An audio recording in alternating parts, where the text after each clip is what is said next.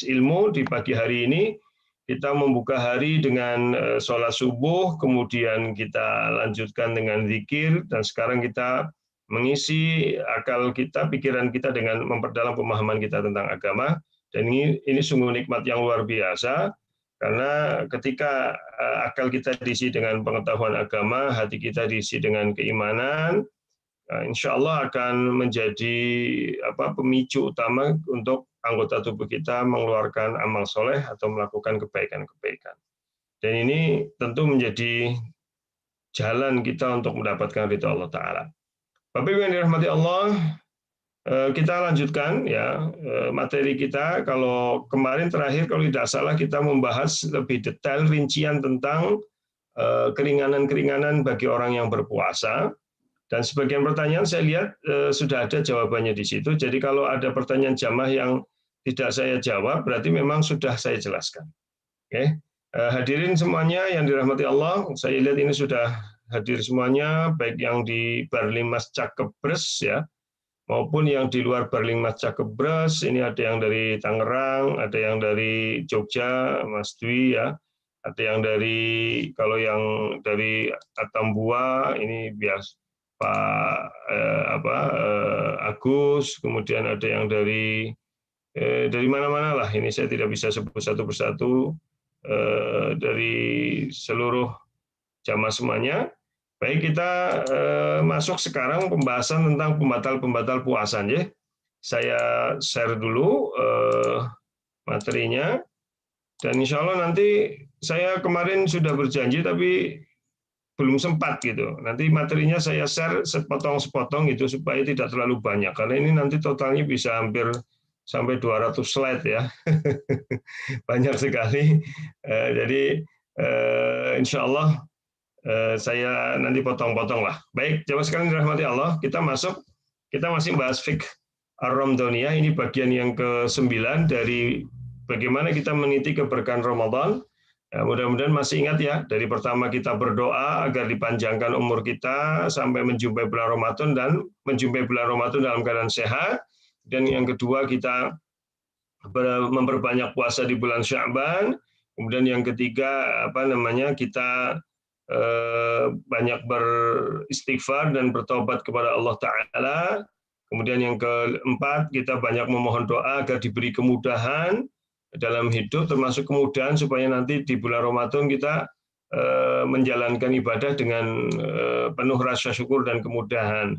Kemudian yang kelima, kita berdoa ketika memasuki awal bulan Ramadan, ya berarti insya Allah untuk tahun ini sepakat antara pemerintah, Muhammadiyah, NU dan yang lainnya, ya, yang tentu menggunakan perhitungan yang baik dengan ruqyah maupun hisab, karena memang posisi hilal berdasarkan perhitungan pada hari Selasa sore itu sudah di atas 3 derajat, maka tidak ada masalah. Yang ada masalah kalau di bawah 2 derajat gitu ya. Kalau dari bawah di atas 3 derajat insya Allah sepakat, karena terjadi perbedaan kriteria apabila di bawah 2 derajat. Maka insya Allah pada hari Senin besok, karena ini sudah Ahad, besok Senin lusa ya, Senin besoknya lagi, tanggal 12 April setelah tenggelam matahari kita membaca doa yang Allahu Akbar, Allahumma ahillahu alaina bil amni wal iman wassalamati wal islam wa taufiqi lima tuhibbu wa tarda rabbi wa rabbukallah. Itu sih pada apal orangnya. Jangan-jangan doanya bisa kelalen ini. Pada apa labora doanya itu ya. Kemudian setelah itu yang kelima, kemudian yang keenam kita bersyukur bergembira dengan datangnya bulan Ramadan, dan tentu orang bersyukur gembira dengan datangnya bulan Ramadan apabila kita mempersiapkan bulan Ramadan dengan persiapan ruhiyah, bukan persiapan logistik. Ya, saya kemarin khutbah di Masjid Bayangkara saya sampaikan salah satu sunnah yang kita tinggalkan adalah kita tidak mempersiapkan spirit kita, rohani kita dengan baik untuk menghadapi bulan Ramadan. Justru yang disiapkan adalah logistik. Ya, padahal secara logika, kemarin saya sampaikan, kita nggak perlu menyiapkan logistik untuk mengamankan stok pakan selama Ramadan gitu. Nah, orang dengan datanya bulan Ramadan sebenarnya secara otomatis kebutuhan makanan kita menurun. Karena kalau nggak puasa, kita sehari makan bisa 3 kali, kalau puasa hanya 2 kali. Jadi logikanya sebenarnya berkurang. Tapi kenapa kemudian kalau Ramadan kemudian kita malah sibuk mengamankan itu? Akhirnya harga-harga jadi naik. Ketika harga-harga naik, ya tentu itu para emak-emak mumet itu ya mumet, apalagi bojone lebih mumet maning gue karena duit entong jalurnya bojone jadi apa-apa larang itu. Nah kalau kemudian kita memperlakukan bulan Ramadan bukan sebagai bulan syahwat perut, ya artinya untuk kita makan dengan menu yang diadakan, insya Allah tidak ada masalah. Harga tetap stabil, tidak akan naik karena permintaan tidak tinggi. Dan yang buat sedih juga, buktinya memang ini saya kemarin baca di internet, selama bulan Ramadan jumlah sampah paling banyak di dunia itu per orang setahun karena dengan adanya Ramadan itu bisa sampai 497 kilogram. Itu adalah Arab Saudi, peringkat kedua adalah Indonesia, dan peringkat ketiga adalah Amerika dari sisi sampah itu. Jadi jumlah sampah itu meningkat pesat terutama di bulan Ramadan. Dan hampir 40% itu sampah organik, sisa-sisa makanan yang dibuang. Kalau kita lihat ini kita sedih. Berarti nilai Ramadan hilang karena Ramadan bukan lagi sebagai sarana melatih diri, mengontrol emosi, mengontrol syahwat. Justru yang ada adalah mengumbar emosi dan syahwat dengan kita makannya berlebihan. Ya, itu maka kita harus perbaiki sehingga kita akan masuk bulan Ramadan dengan rasa syukur, bukan dengan rasa sedih gitu. Kadang-kadang nek wong Banyumas ngomong, "Lah jangan nembe wingi Ramadan maning gara-gara mundak." Padahal yang bikin gara-gara mundak kan kita sendiri gitu ya. Nah ini, kemudian yang berikutnya dalam meniti keberkahan Ramadan, kemudian kita bertekad ya, al-azm untuk melakukan kebaikan, punya target-target nanti di bulan Ramadan harus begini gitu. Wong kita kalau urusan dunia aja punya target kan, bahkan ditulis gitu kan, usia 40 begini, usia 40, 50 begini gitu kan. Kadang-kadang usia 20 punya motor, usia 30 punya mobil, usia 40 punya ini gitu. Apalagi urusan akhirat, tentu lebih kita lebih kita persiapkan dengan baik gitu ya.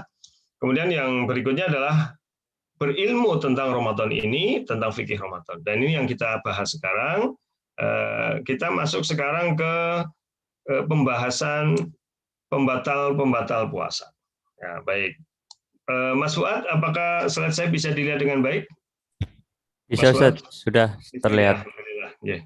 Baik, yang di YouTube sudah bisa dilihat, Mas? Udah jalan? Tadi kayaknya Sudah, belum. Ustaz. Sudah. Oh, sudah ya.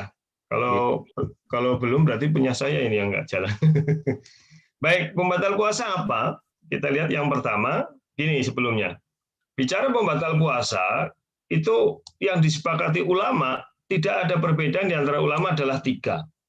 Ya, sesuai dengan definisi puasa itu. Definisi puasa itu yang misalkan saya ambil kemarin dari dalam kitab Al-Majmu' ya punya Imam Nawawi itu disebutkan puasa itu imsaku 'anil muftirat ya biniyati taqarrubi ila Allah azza wa jalla min tulu'il fajri ila ghurubisy syams.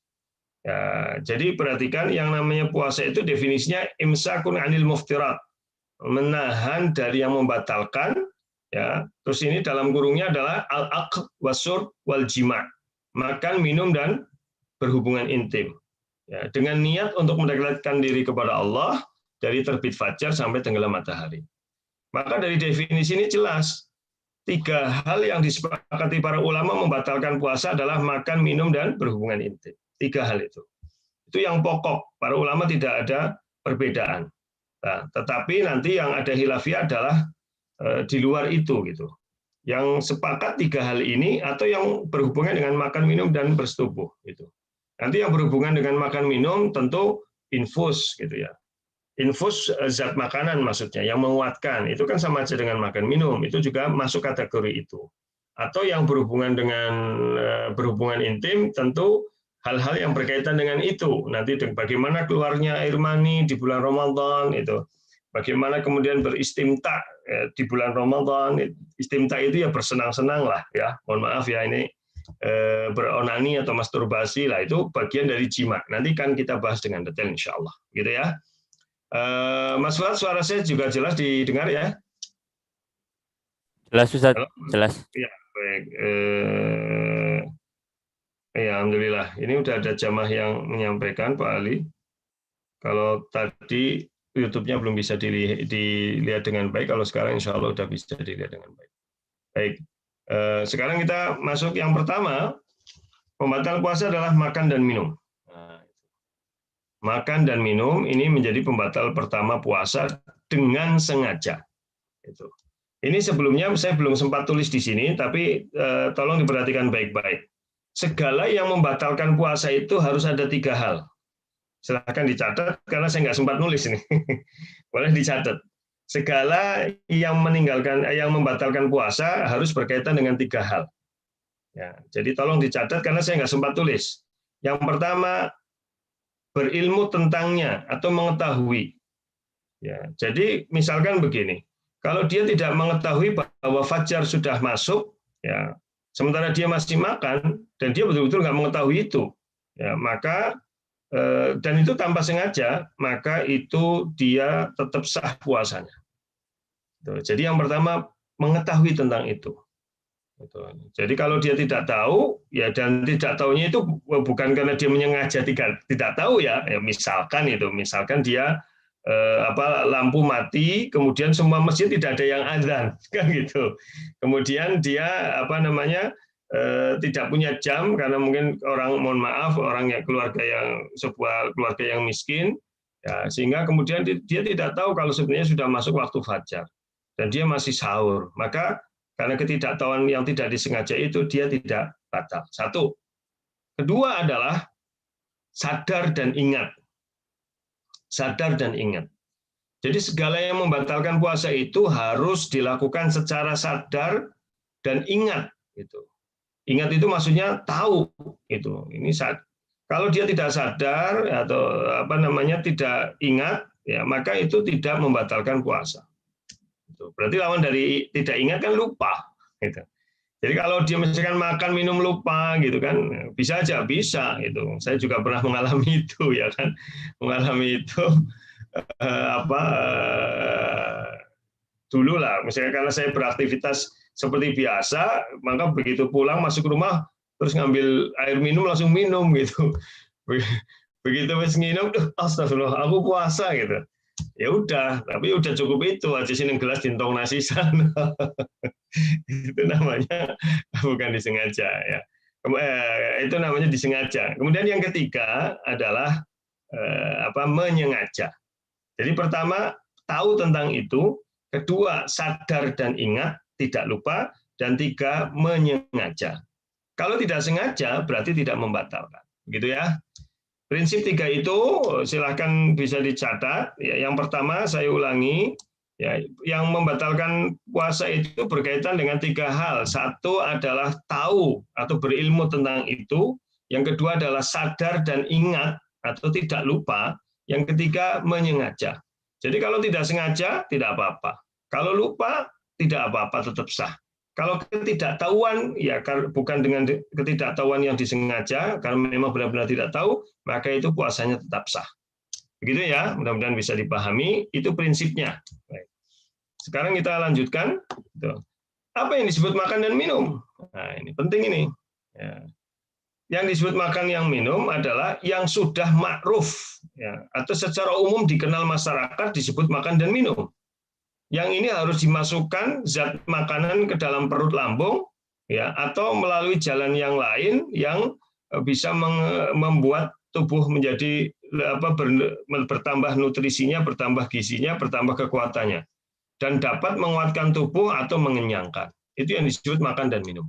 Maka nanti suntikan, begitu ya, tetes mata, gitu kan, kemudian tetes hidung, ya, artinya hanya ke hidung, rongga hidung, yang memang bukan zat makanan, bukan melalui jalan yang benar. Ya, jalan yang benar itu maksudnya adalah mulut, kerongkongan maupun pembuluh darah, itu maka tidak membatalkan puasa. Itu tidak masuk kategori makan dan minum. Ya. Coba kita lihat dalilnya yang tentang makan dan minum ini surat Al-Baqarah ayat 187. A'udzubillahi minasyaitonirrajim. Wa kulu washrabu hatta yatabayyana lakumul khaitul abyadu minal khaitil aswadi minal fajr. Tsumma atimmus siyama ilal lail. Di sini ada kalimat makan dan minumlah sampai jelas bagimu benang putih dari benang merah. Dari benang hitam, maaf ya. Berarti kalau ada perintah makan dan minumlah, ya berarti makan dan minum ini kalau dilakukan selama puasa maka membatalkan, ya sudah jelas nih dalilnya. Jadi dipahami bahwa puasa itu mencegah dari makan dan minum. Jika makan dan minum berarti telah berbuka. Kemudian dikhususkan kalau sengaja. Tadi sudah saya sampaikan. Karena jika orang yang puasa melakukannya karena lupa, salah atau dipaksa, maka tidak membatalkan puasa. Jadi kalau misalkan orang sedang puasa, kemudian dipaksa dengan diancam untuk makan, maka dia terpaksa makan, tapi hatinya menolak. Maka dia tidak batal puasa Ramadannya. Sekali lagi puasa Ramadannya. Ya, baik, itu yang tadi saya sampaikan. 3 ya, tahu, sadar dan ingat atau tidak lupa, dan 3 sengaja. Kita lihat sabda Nabi SAW, kalau ada orang yang makan minum dengan tidak sengaja atau lupa. Idza nasiya fa'akala. Wah, ini mohon maaf, kelebihan alif. Ini kelebihan alif. Iya. Ya. Idza nasiya fa'akala wa syariba, ya. Falyatimma shaumahu fa innama at'amahu Allahu wa saqahu. Jika lupa hingga makan dan minum, hendaklah menyempurnakan puasanya. Karena sesungguhnya Allah yang memberinya makan dan minum. Tuh. Jadi kalau kita lupa, nggak ada masalah. Itu berarti Allah yang memberikan makan dan minum, maka lanjutkanlah berpuasa sebagaimana hadis ini. Innallaha wadu'an ummatil khata' wa nisyan wa mastukrihu alaih. Allah memberi maaf kepada umatku karena kesalahan dan lupa serta apa yang dipaksakan kepada mereka. Jadi kalau salah, lupa dan tidak sadar karena dipaksa dan tidak tahu, maka itu tidak membatalkan. Yang kedua, muntah dengan sengaja. Muntah dengan sengaja. Jadi kalau muntah tidak sengaja tidak membatalkan puasa, gitu ya. Karena yang misalkan orang tiba-tiba muntah tidak batal puasanya. Ya. Ini dalilnya jelas. Man dzara'ahul qai'u falaysa 'alaihi qada' wa man istaqa'a falyaqti. Barang siapa yang terpaksa muntah maka tidak wajib baginya mengqada puasanya, berarti tidak batal. Dan barang siapa muntah dengan sengaja, maka wajib baginya mengqada puasanya. Itu yang kedua. Sudah jelas ya. Yang ketiga, haid dan nifas. Ini jelas. Kalau ketika sedang puasa, tiba-tiba kemudian memang sudah masuk siklus waktu haidnya, kemudian walaupun tinggal 1 menit lagi buka, gitu ya. Walaupun tinggal 1 menit lagi buka, ternyata dia cek ternyata sudah keluar, maka batal puasanya saat itu. Maka dia wajib mengqadha. Tapi rugi Ustaz, garis semenit. Garis semenit itu kadang-kadang wong wadon mangkelnya di situ loh, jangan garis semenit buka ben dadak metu. Ya nggak apa-apa, memang sudah batalnya dengan wajib mengganti. Berpahala nggak Ustaz? Insya Allah berpahala. Itu kan karena yang namanya haid itu kan bagian dari kodrat wanita. Maka kalau ada wanita yang haid di tengah puasa, puasa yang dia lakukan sejak fajar sampai dia menjelang haid bernilai di sisi Allah.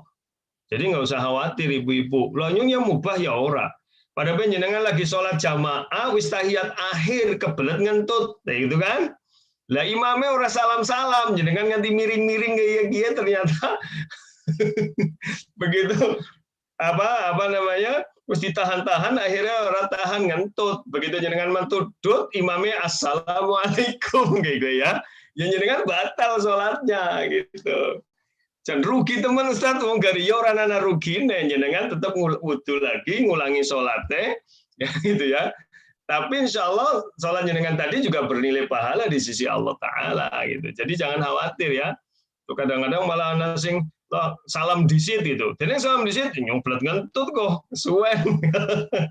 Ini nggak boleh.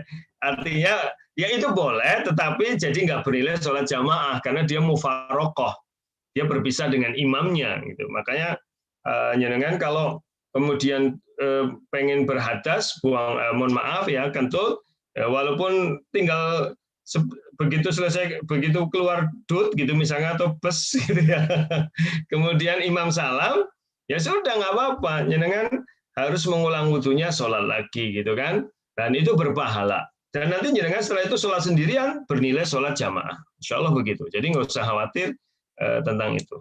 Baik, itu haid dan nifas ya. Jadi hadisnya jelas. Alaysa idza hadat lam tusalli wa lam tasum. Bukankah jika haid dia wanita tidak sholat dan puasa? Nah, berarti di hadis ini secara tersirat menjelaskan kalau wanita haid dan nifas maka dia tidak kena kewajiban puasa, artinya batal puasanya. Yang keempat, jima atau berhubungan badan di siang hari. Jadi kalau berhubungan badan di malam hari boleh gitu.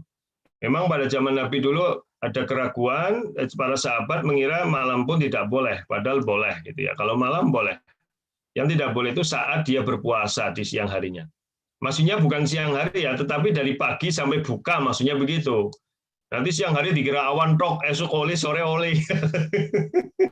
Maksudnya siang hari itu adalah saat terang. Jadi tidak boleh berhubungan intim itu saat setelah fajar sampai sebelum tenggelam matahari, sebelum tenggelam matahari.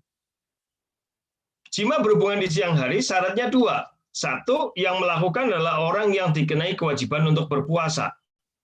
Jadi kalau yang melakukan itu bukan orang yang kena kewajiban berpuasa, maka dia tidak batal tidak mengapa gitu. Ya, tidak mengapa. Jadi misalkan dia itu orang yang safar gitu ya, atau dia orang yang sakit gitu, maka tidak mengapa itu. Dan bukan termasuk orang yang mendapatkan keringanan untuk tidak berpuasa. Ya, kalau dia dapat keringanan orang yang tidak berpuasa seperti orang yang sudah tua gitu ya, maka tidak mengapa itu. Ya, tetapi kan kalau dipikir secara logika, lah wong lagi wis tua puasa be angel kok ndak kayak gue. Tapi wong jenenge menungsa ya ana bae kan gitu ya. Mohon maaf ini. Kemudian ini syaratnya ya. Kemudian kita lihat jika seseorang termasuk orang yang mendapatkan keringanan untuk tidak berpuasa, seperti orang yang sakit dan sebenarnya dia berat untuk berpuasa, namun tetap nekat berpuasa, lalu dia menyetubuhi isinya di siang hari, maka ia hanya punya kewajiban qadha dan tidak ada kafarah. Gitu ya. Nah, jadi kalau dia seperti itu, dia hanya kena qadha, tidak ada kafarah. Tapi ya puasanya batal begitu. Puasanya batal, tapi dia tidak kena kafarah. Karena dia kan tidak berpuasa ini. Seperti gini, maksudnya begini, dia orang sudah tua, ya, atau orang yang tua yang sakit, tapi dia tetap berpuasa. Gitu. Sebenarnya dia tidak kena kewajiban berpuasa karena sudah tuanya dan sakit. Kemudian dia menyetubuhi istrinya, nah, maka dia tidak ada kifarah, cuma batal puasanya. Tapi secara logika loh, wong anu wis tua, meriang be itu ya, nekat puasa terus barang puasa siang harinya nyetubuhi istri ya. Ya, tapi mungkin aja hal itu terjadi. Para ulama makanya menjawab itu ya. Kemudian Imam Asy-Syaukani dalam Durarul Mudhiyah jilid 2 halaman 22 mengatakan, jima dengan sengaja tidak ada perbedaan pendapat bahwa dalam hal itu membatalkan puasa.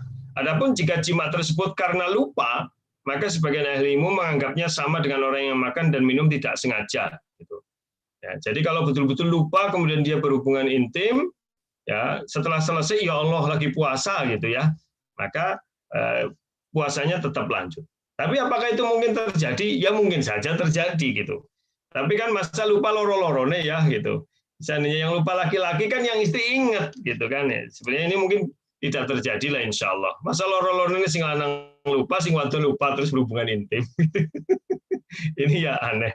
Tapi memang dalam fikih ya hal itu dibahas gitu. Ya, kalau ingatnya lagi di tengah jalan belum selesai berhubungan intim, kemudian dia ingat, ya sudah harus diselesaikan. Maksudnya selesaikan itu ya segera mohon maaf ya. Maksudnya diakhiri di tengah jalan diakhiri. Jangan nanggung ya dirampungna.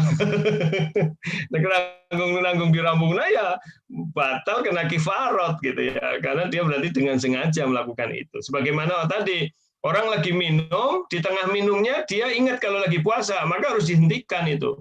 Dan yang di mulut harus dibuang, jangan ditelen. Tapi yang sudah terlanjur tertelan itu tidak mengapa, gitu ya.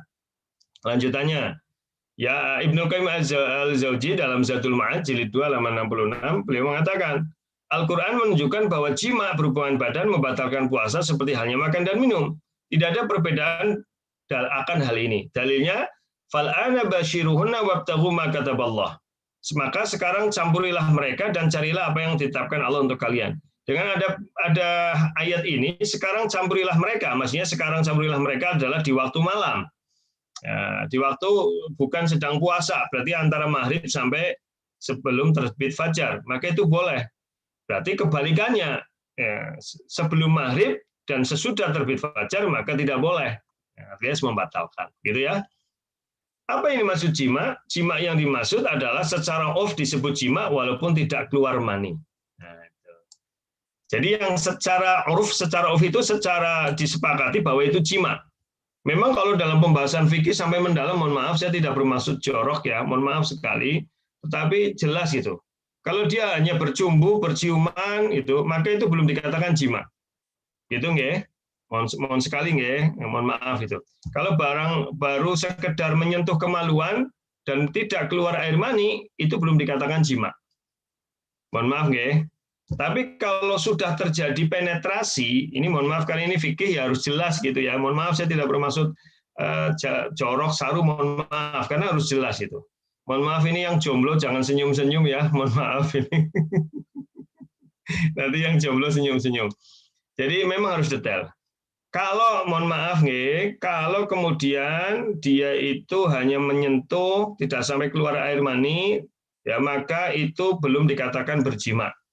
Itu. Ya, tetapi nanti sudah rusak puasanya, tidak batal. Ya.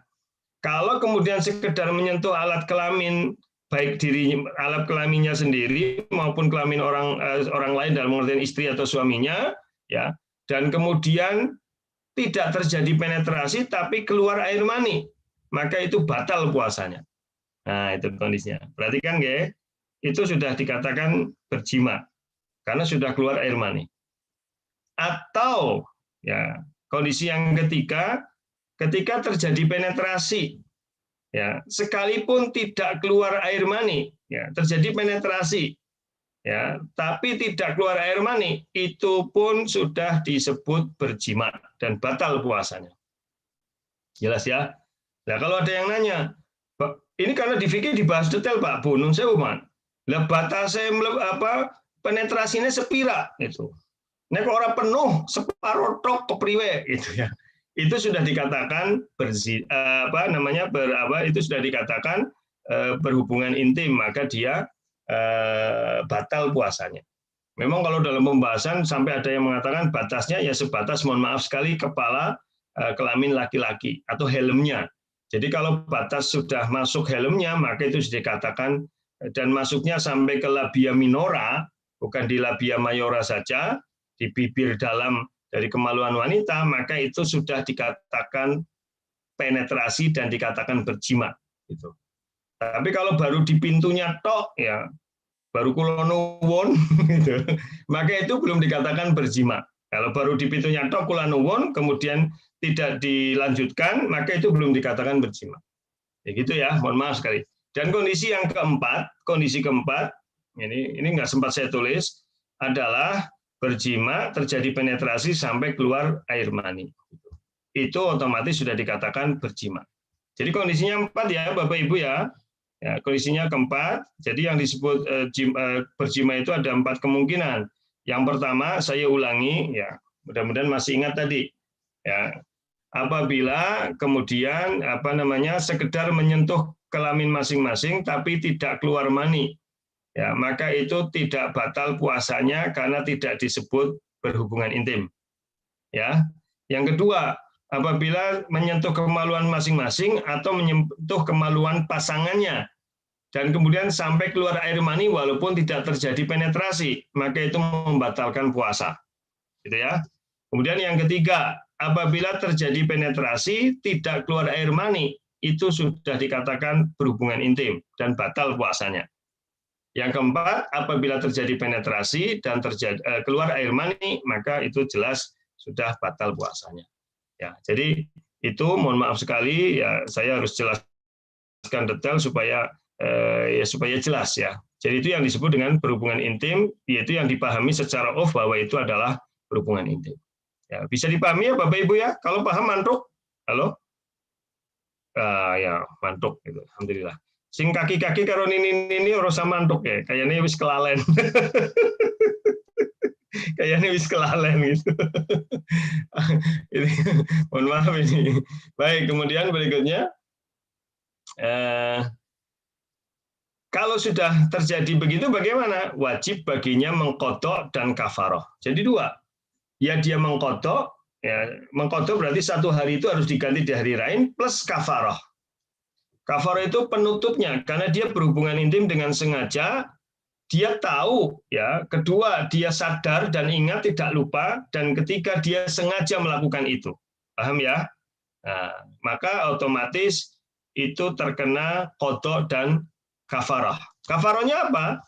Dalam hadis disebutkan, bainama nahnu julusun 'inda Nabi sallallahu alaihi wasallam idza ja'a rajulun faqala ya Rasulullah halaktu qala malak qala waqa'tu 'ala imraati wa ana sha'im faqala Rasulullah sallallahu alaihi wasallam hal tajidu raqabah tu'tikuha qala la qala fal tastati an tasum syahrain mutatabi'ain qala la faqala fahal tajidu it'am 60 miskin ya it'am 60 miskin qala la qala famakathan nabi sallallahu alaihi wasallam fabaina nahnu ala dzalik utiyan nabiyyu sallallahu alaihi wasallam bi'araqin fiha tamr wal 'araq al miktal qala aina as-sa'il faqala ana qala khudha fatasaddaq bih faqala ar-rajul a'la afqara minni ya Rasulullah fa wallahi ma baina labataiha yuridul harratain ahlu baitin afqaru min ahli baiti.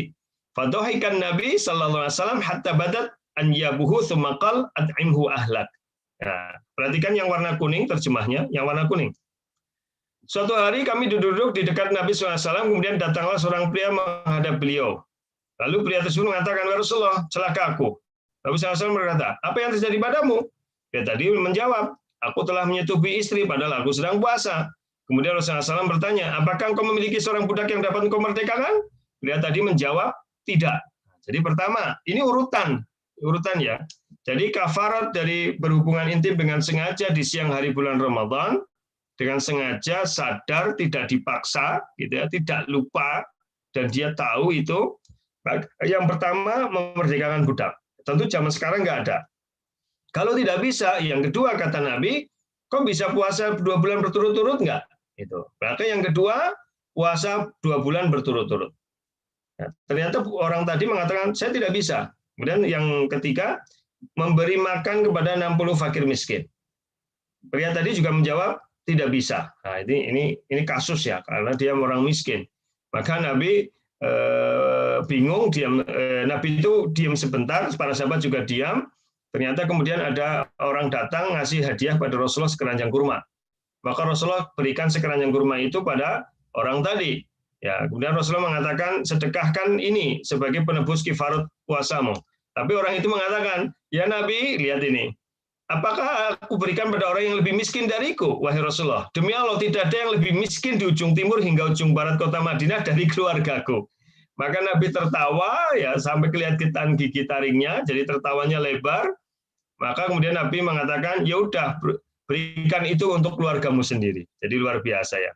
Jadi kalau begitu kifaratnya apa? Kalau begitu kifaratnya adalah satu, pertama berpuasa 2 bulan berturut-turut. Kalau tidak bisa, memberi makan 60 fakir miskin. Memberi makan 60 fakir miskin itu berapa kali Ustaz? Sekali, bukan 3 kali sehari, bukan. Sekali saja. Itu 3 kali sehari ya berat gitu. Jadi kalau orang berhubungan intim dengan tahu itu, kedua sadar, ya, dan ingat itu, tidak lupa, kedua dengan sengaja, bukan dipaksa, bukan terpaksa, ya, maka itu dia sudah terkena kafarat. Dan kafaratnya adalah, penutupnya adalah pertama, puasa 2 bulan berturut-turut. Nah kalau diselingi Ustaz, kalau diselingi, ya dia harus ngulangi lagi dari awal. Gitu, karena harus berturut-turut. Gitu ya. Harus berturut-turut. Dan nanti pertanyaannya, ya kalau perempuan nggak bisa Ustaz. Nanti kita bahas, perempuan tidak terkena kafarat itu, yang kena laki-laki. wanita tidak kena, gitu ya. Kemudian yang kedua, kalau dia tidak mampu berpuasa 2 bulan berturut-turut, ya mungkin karena kesehatannya, karena memang dia punya penyakit tertentu, maka dia memberi makan 60 fakir miskin 1 kali makan. Berapa besarnya Ustadz? Ya tidak ada keterangan secara khusus, tetapi maksudnya adalah makanan yang layak dimakan, berarti makanan dengan lauk pauknya, sebagaimana fidyah lah. Atau makanan pokok, berarti hampir sama nilainya dengan fidyah, sekali makan, sekitar 6 sampai 1,2 kilo dengan lauknya, gitu ya, makanan pokok.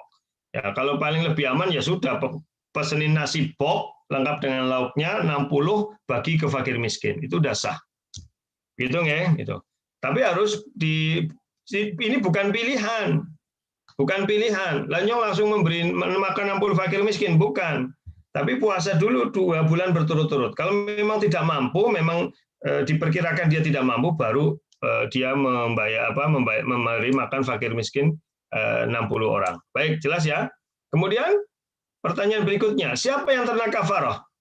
Laki-laki dan istrinya, atau istrinya tok, atau laki-lakinya tok? Ya, jadi apakah keduanya kena kafarah? Nah, maka kita lihat pendapat yang dipilih oleh ulama Syafi'iyah dan Imam Ahmad, bahwa wanita yang diajak bersetubuh di bulan Ramadan tidak punya kewajiban kafarah. Yang menanggung kafarah adalah laki-lakinya. Kenapa alasannya? Alasannya dalam hadis di atas, Nabi tidak memerintahkan istri laki-laki itu ya untuk membayar kafarah. Yang diperintahkan hanya suaminya, betul kan? Di hadis yang ini.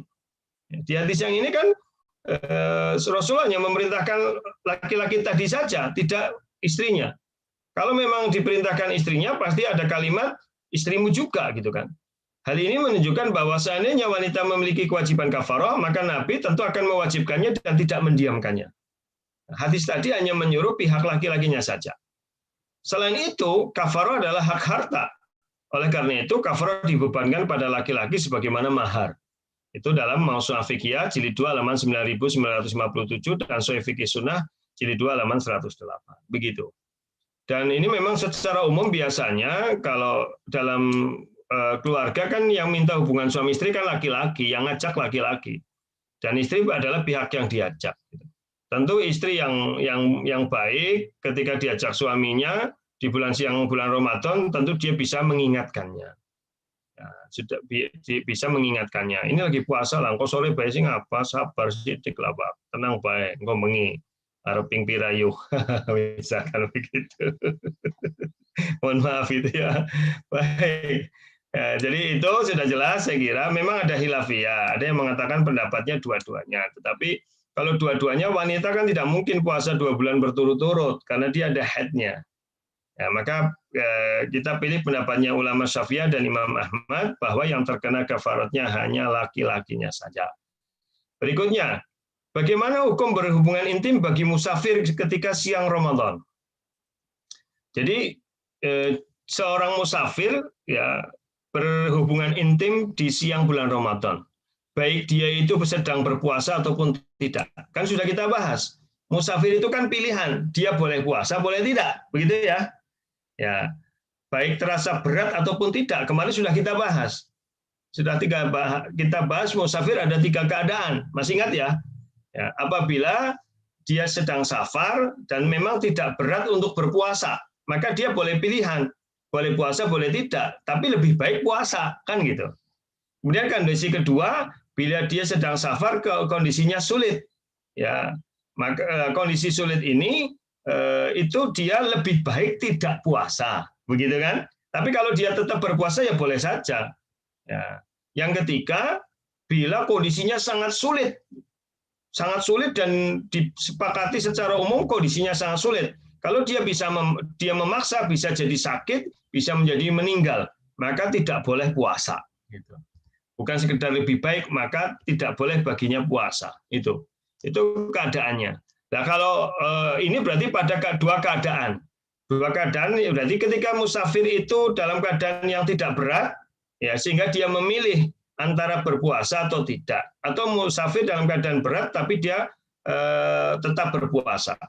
Maka orang yang begini gimana hukumnya? Ketika di siang hari bulan Ramadan, seorang musafir baik dalam keadaan puasa maupun tidak puasa berhubungan intim, bagaimana? Maka kita lihat penjelasannya.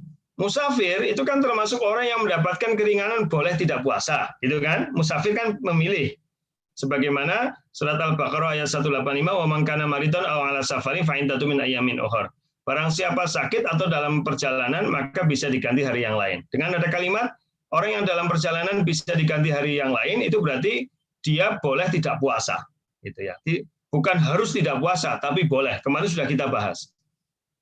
Mengingat musafir termasuk orang yang uzur, itu tidak puasa, jadi dia orang yang boleh tidak puasa, ya, maka boleh melakukan pembatal-pembatal puasa seperti makan, minum, termasuk pula berhubungan badan di siang Ramadan, ya. Dan tidak berdosa dan tidak dikenai hukuman membayar kafarat di atas karena dia dalam kondisi beruzur yang legal menurut syariat. Tetapi tidak boleh berniat safar supaya bisa jima. Nggak boleh gitu. Jadi misalkan dia sedang puasa Ramadan kemudian kepengen jima, nah, supaya dia boleh terus dengan istrinya, yuk kita safar gitu, kita pergi ke Jogja lah. Nanti di tengah jalan kemudian dia berhubungan intim, itu nggak boleh bila disengaja seperti itu. Saya kira sudah jelas ya. Jadi saya ulangi lagi, seorang musafir ya yang dia dalam pilihan baik dia berpuasa ataupun tidak, maka ketika dia berhubungan intim di dalam perjalanannya maka tidak membayar kafarat, ya. Tapi kan dia batal puasanya ya bagi yang berpuasa, ya. Atau yang musafir tidak berpuasa, maka ketika dia berhubungan intim dia tidak terkena kafarat Ramadan. Begitu ya, jelas ya. Kalau dia musafir yang berpuasa ya mau berhubungan intim berarti kan dia otomatis batal puasanya dengan hubungan intim itu. Dan dia harus mengqadha di hari lain tanpa kifarat kalau dia safar. Jelas nggak Bapak Ibu? Kalau yang jelas silahkan mantuk. Jelas nggak? Nah, jelas. Berarti kalau ini sudah jelas. Berikutnya, Fatwa Lajnah Arab Saudi, ya dari Fatwa Lajnah Daimah, yajuzul fitru fi safari li musafirin fi nahari Ramadan wa yaqdihi liqouli ta'ala man kana maridun aw ala safarin fa iddatu min ayyamin ukhra wa yubahu lahul aklu wasyarbu ya wasyarabu wal jima'u madama fis safari. Jadi kurang lebih seorang musafir boleh tidak puasa di saat safarnya di siang bulan Ramadan, namun wajib menggantinya gitu. Berdasarkan firman Allah yang artinya siapa sakit atau dalam perjalanan maka boleh tidak puasa, namun wajib menggantinya di hari yang lain sebanyak hari yang ditinggalkan. Maka dia boleh makan, minum, dan berhubungan intim selama kondisinya sedang safar. Nah, kemudian Syekh Muhammad Shalih Utsaimin juga mengatakan, la haraj alaihi fi dzalik li'anna al-musafira yajuzu lahu an yuftira bil akli wasyarabi wal jima'i fala haraj alaihi fi hadza wala kaffarah walakin yajibu alaihi an yasuma yawman min anil ladzi aftarahu fi Ramadan. Tidak mengapa melakukan itu karena seorang musafir boleh tidak puasa, boleh makan, minum, dan boleh melakukan jima atau berhubungan intim. Jadi tidak berdosa dan tidak terkena kafarat. Namun dia wajib mengganti hari yang dia tidak puasa itu di hari yang lain. Ya, jelas saya kira. Jadi yang keempat tadi, yang membatalkan puasa adalah berhubungan intim. Terus yang orang yang berhubungan intim ini apabila di siang hari bulan Ramadan, apabila dia bukan safar dan dalam keadaan sadar, ingat, dan kemudian tidak lupa, maka dia wajib membayar kafarat.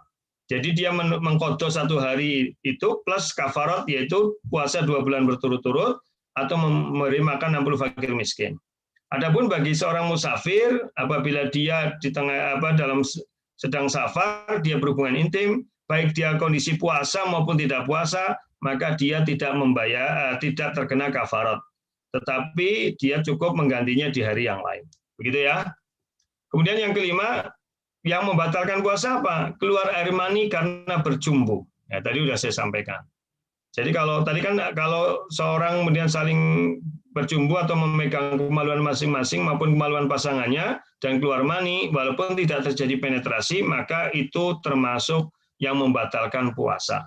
Perhatikan kalimatnya karena bercumbu. Berarti apabila karena mimpi atau karena berhayal saja, maka itu tidak membatalkan puasa.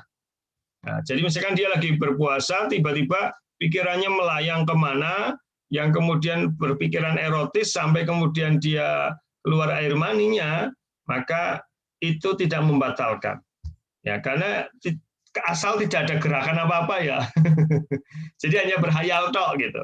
Tapi kalau berhayal kemudian tangannya ada gerakan menuju ke kelaminnya atau kemana sampai menimbulkan nikmat, ya maka itu membatalkan.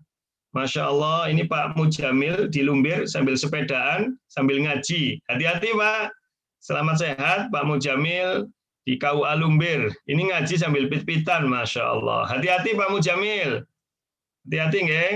Ya tetap perhatian itu, lagi pit-pitan tapi karo ngaji, Masya Allah, luar biasa. Fi amanillah, gitu ya. Baik begitu nggih, dipahami nggih. Jadi kalau orang bercumbu sampai keluar air mani, maka dia batal puasanya. Ya, tetapi kalau keluar air mani bukan karena bercumbu, karena mimpi. Jadi misalkan tidur di siang bulan Ramadan, kemudian mimpi bangun sudah basah. Basah itu maksudnya bukan kudanan ya, tapi keluar air maninya, maka itu tidak batal puasanya. Demikian juga apabila berhayal tanpa ada gerakan apapun. Jadi murni kayak ngelamun gitu, ngelamun saru ya. Misalkan dia bejo atau dia Victor, pikiran kotor, atau bejo, bengong jorok. Jadi dia bengong jorok atau pikiran kotor, tapi tidak ada gerakan, tangannya tidak berada di kelaminnya atau di bagian-bagian yang membuat dia, mohon maaf, jadi terangsang. Kemudian dia keluar air maninya, maka itu tidak membatalkan puasa.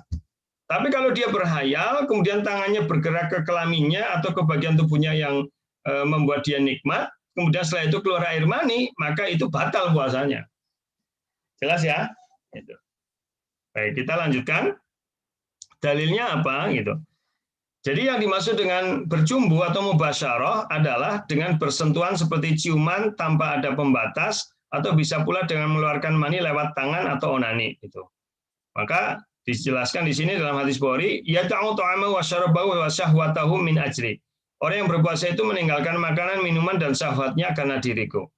Sedangkan jika keluar air mani tanpa bersentuhan seperti keluarnya karena mimpi basah atau karena berhayal lewat pikiran, maka tidak membatalkan puasa. Dalilnya adalah hadis Bukhari nomor 5269 dan Muslim 127 dari Abu Hurairah.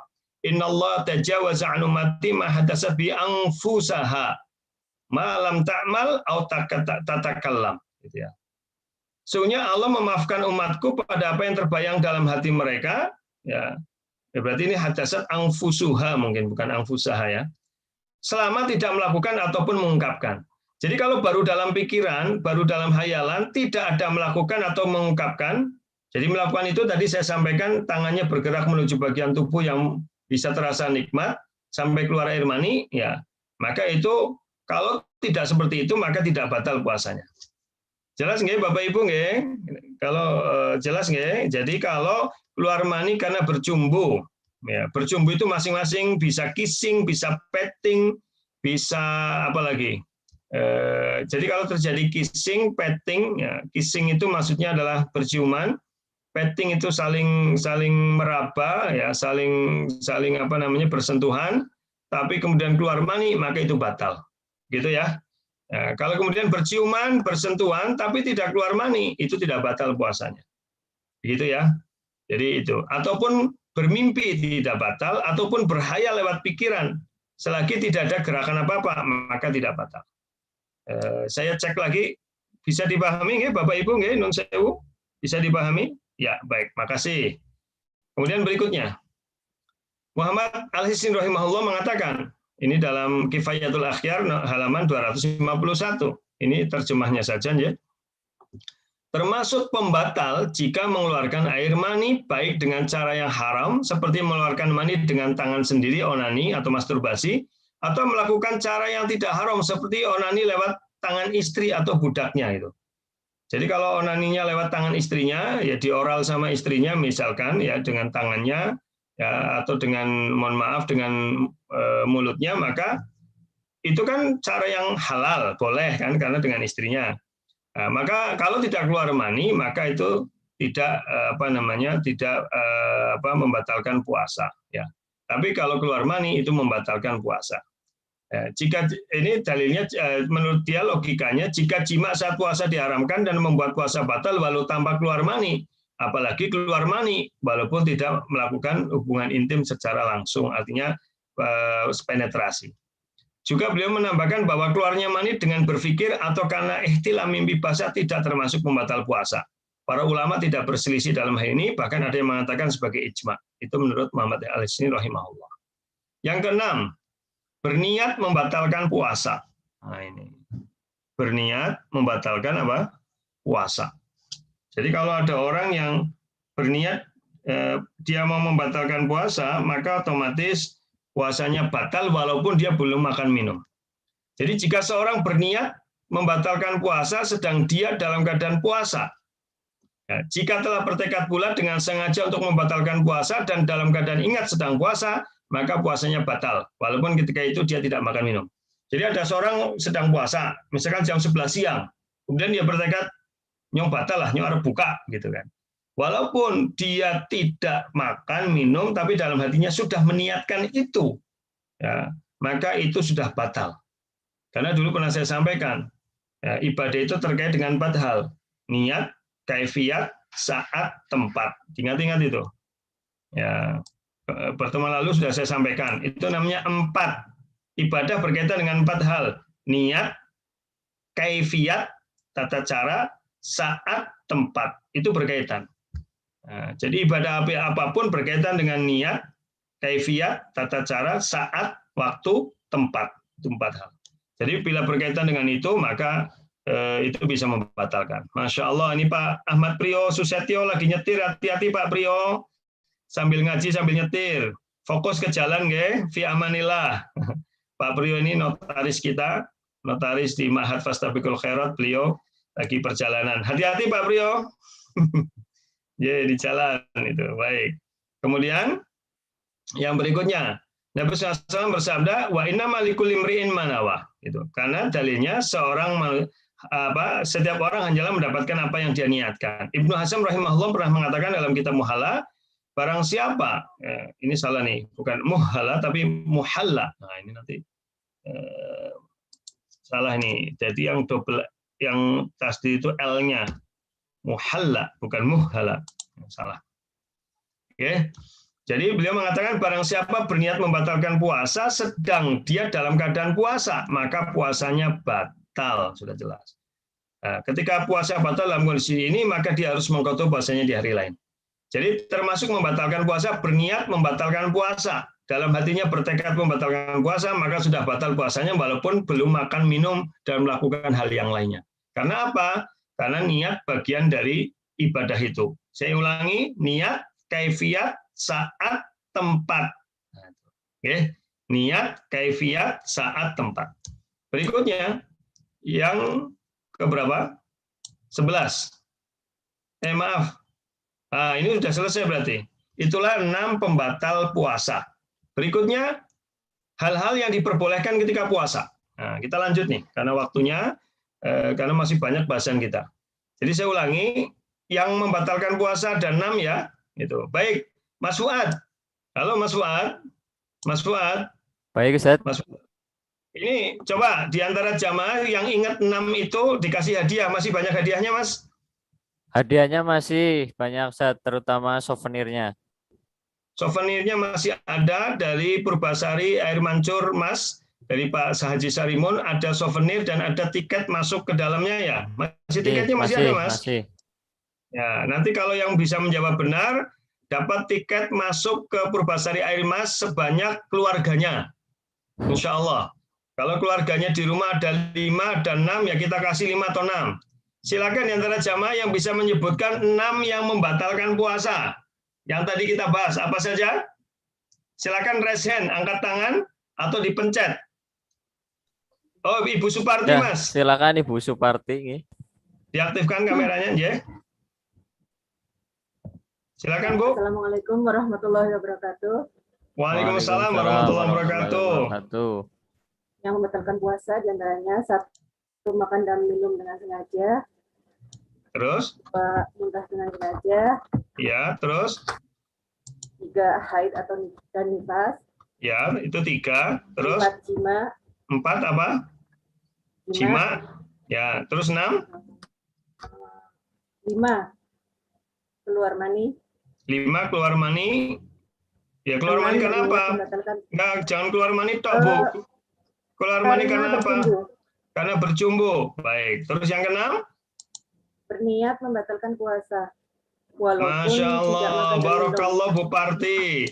Luar biasa Bu Parti, karena Bu Parti nyatat ini tadi saya lihat. Beliau nyatat ini, luar biasa. Ya, Bu Parti, hadiahnya bisa diambil di kantor ya, Mas Fuad. Silakan. Nanti janjian dengan bisa diambil admin. di kantor Fastabiqul Khairat di Larangan, Jalan Kiai Haji Ahmad Dahlan. Itu di kios di depan sebelah apotek ya. Nanti kontak admin saja. Jadi kalau Ibu mau ke sini, WA admin saya mau ke kantor mau ambil hadiah. Begitu ya, Bu? Alhamdulillah, hadiahnya nanti milih antara souvenir atau tiket masuk ke Purbasari. Ibu sekeluarga ada berapa orang? 5 orang, Ustaz. Ya, nanti tiketnya ambil 5 ya, Bu. Alhamdulillah. Barakallahu fiik. Ya. Masya Allah itu. Jadi itu hadiahnya ya tidak seberapa, artinya hanya untuk penghargaan. Dan terima kasih kepada Pak Haji Sarimun, hari ini juga ikut ngaji bersama kita yang sudah memberikan hadiah itu. Baik, berikutnya, hal-hal yang diperbolehkan ketika puasa. Ini yang kadang-kadang bikin kita gamang. Oli orage ya, gimana sih hukumnya, gitu kan? Ya, ini ada banyak. Yang pertama, gosok gigi di siang hari ketika puasa. Jadi ketika kita puasa, gosok gigi boleh. Tidak mengapa, tidak membatalkan puasa. Asal sikat giginya aja dikeletak ya, dilek. Agar sikat giginya dikeletak, dilek, nah itu ya batal. Jadi, maaf ini. Jadi kalau hanya sekedar sikat gigi tok, tidak dikeletak, dilek, maka tidak batal, begitu nggih? Jadi itu sikat gigi boleh. Dasarnya Rasulullah SAW bersabda secara umum, laula anna syukra ala ummati lamartahum bisifat inda kulli wudu'in. Lamartuhum bisiwak inda kulli wudu'in. Seandainya tidak memberatkan umatku, niscaya aku perintahkan untuk setiap gosok gigi untuk gosok gigi setiap wudu. Ini tidak dijelaskan mau puasa tidak puasa. Jadi ini hadisnya umum. Jadi Rasulullah memerintahkan kalau tidak memberatkan umatku, tak suruh dia sikat gigi setiap kali wudu. Di situ tidak ada keterangan puasa atau tidak puasa. Berarti ketika seorang gosok gigi dalam keadaan puasa, maka tidak mengapa. Gitu nggih? Kedua, wa kana Ibnu Umar yastaku awwalan nahar wa akhirahu. Dulu Ibnu Umar bergosok gigi di pagi hari maupun sore hari, maksudnya ketika bulan Ramadan. Kemudian bagaimana hukumnya menggunakan pasta gigi saat puasa? Gimana Ustadz zakat puasa tapi gosok giginya pakai odol, pakai pasta gigi, gitu ya. Gimana? Dan itu gosok giginya setelah fajar, setelah terbit fajar, bagaimana? Itu, ya. Maka kita lihat, Syekh bin Baz pernah ditanya tentang hukum menggunakan pasta gigi. Beliau menjawab tidak masalah selama dijaga agar tidak tertelan sedikit pun. Nah, jadi kalau terasa itu kan hanya di tenggorokan, hanya di lidah gitu. Tapi kalau sampai tertelan, ya kan kerasa lah. Tertelan kan tenggorokannya semriwing ya. Kalau tenggorokannya semriwing berarti tertelan itu. Maka itu sudah menjadi batal. Lah, rinciannya begini. Rinciannya nih. Menggunakan pasta gigi bagi orang yang puasa tidak lepas dari 2 keadaan. Yang pertama, pasta gigi yang rasanya sangat kuat. Bagaimana kalau pasta giginya ini rasanya kuat, sehingga pengaruhnya sampai ke dalam. Misalnya super strong, semriwinge atau rasa stroberinya kuat. Sementara pengguna tidak mungkin menghindari kuatnya rasanya agar tidak masuk ke dalam. Maka dalam keadaan semacam ini terlarang melakukannya dan tidak boleh menggunakannya karena bisa menyebabkan batalnya puasa. Kenapa bisa menyebabkan batalnya puasa? Karena sifatnya masih dzon, masih dugaan. Ya, ketika kita terasa di tenggorokan, di ujung tenggorokan kan dugaan, ini masuk tenggorokan atau tidak. Ya, maka ini terlarang karena bisa menyebabkan batal karena sudah dekat dengan masuk ke tenggorokan. Ya, kemudian ini berdasarkan hadis dari Abu Daud, ya, balik Filistin syak ila antakuna shaiman. Bersungguh-sungguhnya dalam menghirup air ke dalam hidung dalam wudu kecuali jika kamu puasa. Jadi ketika seorang wudu itu disunahkan menghirup air ke hidung kan, dengan sungguh-sungguh. Tetapi ketika puasa itu jangan sungguh-sungguh. Nah, itu menunjukkan bahwa ketika puasa, ketika orang memasukkan air ke dalam hidung itu ya yang tidak keras-keras banget karena khawatir masuk ke dalam. Ini menjadi dalil untuk bagaimana orang menggunakan pasta gigi yang kuat, maka lebih baik tidak dilakukan. Ya. Jadi dalam menghirup air ke dalam hidung, Rasulullah mengecualikan ketika sedang puasa. Karena ketika seorang bersungguh-sungguh dalam menghirup air ke dalam hidung dalam kondisi puasa, terkadang air tersebut merembet masuk ke dalam kerongkongan dan perutnya, sehingga puasa menjadi batal. Karena itu disimpulkan, jika pasta gigi tersebut pengaruhnya sangat kuat, di mana dia bisa masuk ke perut atau ke tenggorokan saat tidak boleh menggunakannya dalam kondisi ini, atau minimal hukumnya makruh.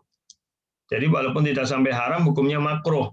Kalau sudah makruh, itu lebih dekat kepada bisa batalnya puasa, maka lebih baik ditinggalkan, tidak menggunakan pasta gigi yang kuat.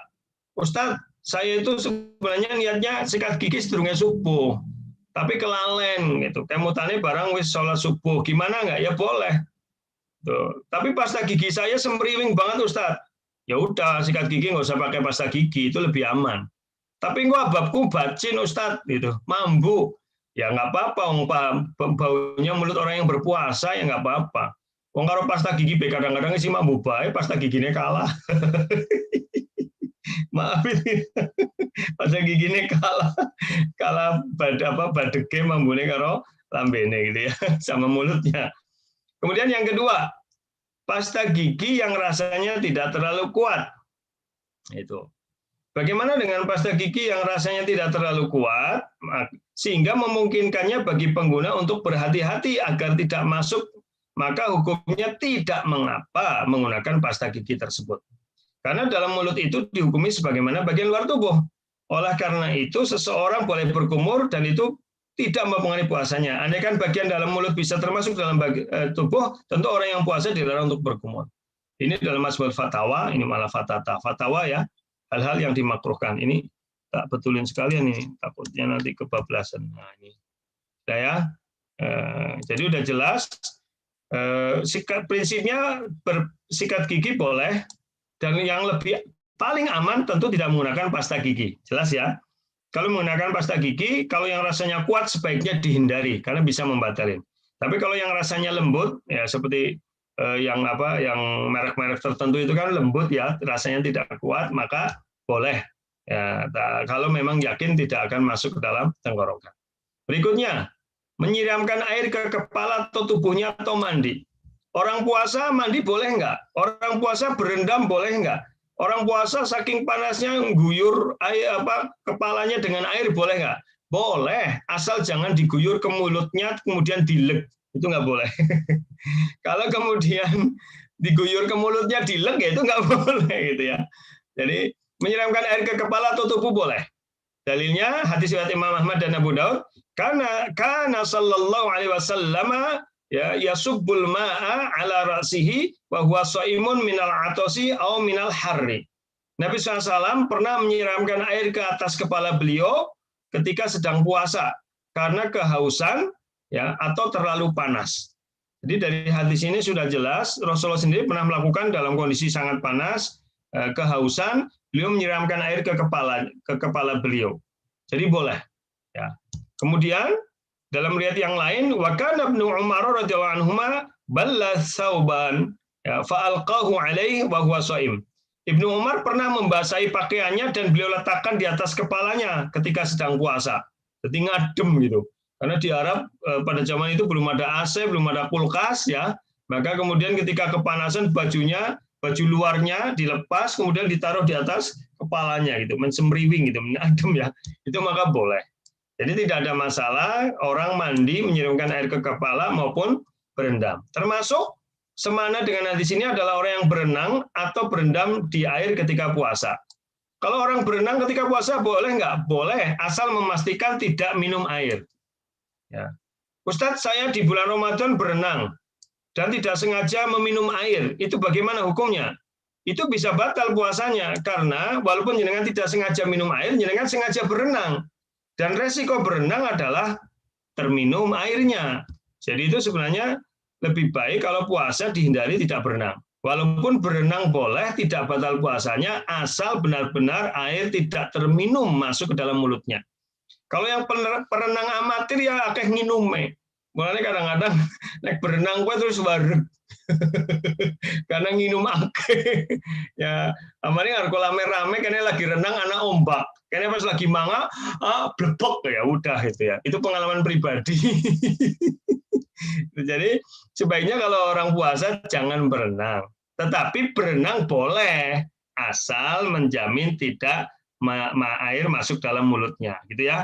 Dan bagi orang yang sudah punya pengalaman setiap berenang mesti air masuk, dan dia puasa menyengaja berenang, dan ternyata di tengah renangnya dia meminum air walaupun tidak sengaja, itu batal.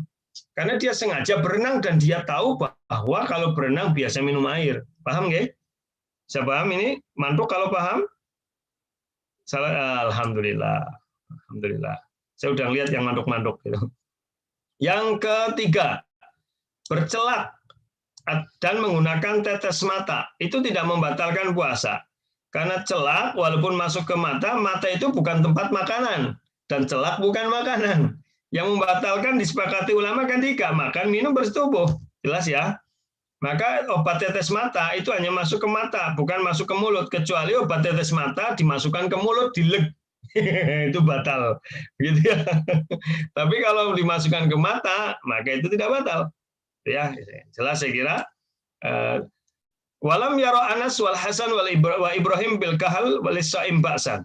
Anas bin Malik, Hasan al Basri dan Ibrahim berpendapat ya, bolehnya menggunakan celak gitu. Jadi maksudnya Imam Anas bin Malik, Hasan al Basri dan Ibrahim berpendapat menggunakan celak itu boleh, termasuk tetes mata. Yang keempat, suntikan selain infus. Nah, bagaimana suntikan selain infus termasuk vaksin? Ya, ini kan besok kemarin sudah banyak yang nanya, ada yang dijadwal vaksin di bulan Ramadan, gitu kan? Dan siang bulan Ramadan. Bagaimana hukumnya? Maka boleh tidak membatalkan puasa. Ibnu Taimiyah berpendapat bahwa hal itu tidak membatalkan puasa. Karena pada asalnya suatu perbuatan itu tidak membatal puasa kecuali ada dalilnya. Dan tidak ada dalilnya tentang itu. Dan suntikan bukan makanan dan bukan melalui jalan yang benar. Kalau infus jelas itu sumber energi, sumber makanan, sumber gizi dimasukkan ke dalam pembuluh darah, maka tubuh menjadi kuat, jadi sehat, yaitu tentu membatalkan puasanya. Yang keenam, kelima, mencicipi makanan tidak membatalkan puasa, gitu ya. Jadi kalau ibu-ibu masak mencicipi makanan, tapi mencicipi ini jangan ditelan. Hanya di cinitok gitu. Nek mencicipi ini semangkok dilek ya batal lah gitu ya. Atau sesendok tapi dilek ya batal. Tapi cuma terus dibuang lagi begitu ya. Ya, Ibnu Abbas radhiyallahu anhu, la ba'sa ayyadhuqal khal aw syai'a ma lam yadkhul halaqahu wa huwa shaim. Orang yang puasa boleh mencicipi cuka atau makanan lainnya selama tidak masuk ke kerongkongan. Berarti hanya di lidah saja, karena indera pengecap ada di lidah. Jadi ditempelin untuk tahu ini rasanya gimana, terus dibuang. Gitu. Jangan ditelan. Kalau ditelan ya batal. Jelas ya? Kemudian yang keenam, mengambil darah untuk tujuan analisis. Jadi diambil darahnya untuk dicek laboratorium atau donor darah. Jika tidak dikhawatirkan melemahkan badan. Jadi kalau diambil darahnya ya atau donor darah ya, maka tidak batal puasanya jika dikhawatirkan tidak melemahkan badan. Jadi boleh mengambil darah untuk tujuan analisis atau donor jika tidak dikhawatirkan membuat badan lemah. Jika pendonor khawatir lemas, maka sebaiknya tidak donor siang hari, kecuali karena darurat. Dari Sabit Al-Bunani, dari Anas bin Malik, beliau ditanya, Akuntum takrohun al-hijam al-saim, apakah kalian dulu membenci bekam ketika puasa? Maka Anas menjawab, tidak, kecuali jika menyebabkan lemah. Jadi dalam hadis ini, bekam ketika puasa kan keluar darah. Itu tidak membatalkan puasa, kecuali bila dengan dikeluarkan darahnya dia menjadi lemah. Hukum dalam masalah ini sama dengan hukum bekam. Gitu ya. Kemudian yang ketujuh, berbekam. Ya, bagaimana berpuasa kemudian bekam, sehingga keluar darahnya, boleh nggak? sama dengan tadi, boleh selagi tidak melemahkan badan, gitu ya. Berbekam termasuk salah satu pembatal puasa asalnya. Ya, dalam hadis aftarul hajim wal mahjum, orang yang membekam dan yang dibekam batal puasanya. Itu hukum asal. Hadis riwayat Imam Tirmidzi nomor 1937, Tirmidzi nomor 774. Tetapi kemudian hukumnya dihapus karena riwayat berikutnya dari Ibnu Abbas, annan Nabiyya sallallahu alaihi wasallam ihtajama wa huwa shaim. Bahwa Nabi SAW berbekam ketika sedang berpuasa. Hadis riwayat Imam Bukhari dan Abu Daud. Jadi asalnya bekam itu dulunya dianggap membatalkan puasa. Tapi kemudian Rasulullah menghapus hukum itu. Maka orang yang berbekam itu tidak batal puasanya. Dengan hadis yang ini. Ya, karena ini hadis yang belakangan. Demikian juga hadis yang ini dari riwayat Imam Bukhari 1938 an Ibnu Abbas radhiyallahu anhu anna Nabiyya sallallahu alaihi wasallam ihtajama wa huwa muhrimun wa ihtajama wa huwa shaim. Dari Ibnu Abbas berkata Nabi SAW berbekam dalam keadaan berihram dan juga dalam keadaan berpuasa. Saya kira sudah jelas nggih. Kemudian yang ke-8, berkumur dan menghirup air ketika wudhu dengan syarat tidak bersangatan, tidak berlebihan. Itu tidak membatalkan puasa. Nabi memerintahkan berkumur dan menghirup ke dalam hidung ketika wudhu, hanya saja beliau melarang untuk menghirup terlalu keras ketika puasa. Dalam sabdanya, wabalik fil istinsyak ila an takuna shaiman. Bersungsungnya dalam menghirup air ke dalam hidung kecuali jika kalian sedang berpuasa. Hadis ini menunjukkan bahwa berkumur juga disyariatkan ketika berpuasa. Maka berkumur menghirup air dalam hidung tidak mengapa asal tidak berlebihan. Kalau berlebihan tapi tidak masuk ke dalam tenggorokan itu bagaimana? Nggak apa-apa. Kalau dia sudah pinter ngontrolnya, ditokna maning. Tapi kalau kontrolnya belum pinter, disedot malah melebuming tenggorokan, ya itu jadi batal. Gitu ya. Itu. Saya kira udah jelas. Yang ke-9, mencium dan bercumbu dengan istri asal tidak keluar air mani. Ini paham betul. Sudah saya jelaskan tadi. Ya. Dari Aisyah radhiyallahu anha beliau mengatakan, karena Rasulullah Shallallahu Alaihi Wasallam yuqabbilu wa huwa shaim wa yubashiru wa huwa shaim walakinnahu kana amlakakum liirbihi. Nabi SAW ya itu beliau pernah mencium dan bercumbu dengan istrinya ketika puasa. Namun beliau adalah orang yang paling kuat menahan nafsunya. Ini perhatikan. Jadi prinsipnya kalau hanya mencium dan bercumbu dengan istri tidak keluar air mani, maka tidak batal puasanya. Gitu. Boleh. Tetapi di sini ada peringatan. Tetapi Nabi itu orang yang sangat mampu menahan nafsunya. Lah kira-kira kalau jenengan mampu orang gitu. Kalau kita ini kira-kira mampu nggak lagi puasa nyium istri bercumbu? Ya, marasnya malah kebablasan. Nah, kalau memang kita tidak mampu, maka sebaiknya ditinggalkan. Begitu ya. Nah, kemudian ada penjelasannya dari Umar bin Khattab, beliau mengatakan, hasyastu yauman faqabbaltu wa ana shaim, gitu ya. Fataitu Nabiyya sallallahu alaihi wasallam faqultu sanatul yauma amran 'aziman faqabbaltu wa ana shaim. Suatu hari nafsuku bergejolak karena aku pun mencium istriku padahal aku puasa. Kemudian aku mendatangi Nabi SAW. Aku berkata, aku telah melakukan perbuatan yang berbahaya pada hari ini. Aku mencium sedangkan aku puasa. Maka Nabi bertanya, Aro'aita laut tamat matu bima'in wa anta shaim. Apa pendapatmu kalau kamu berkumur dengan air padahal kamu puasa?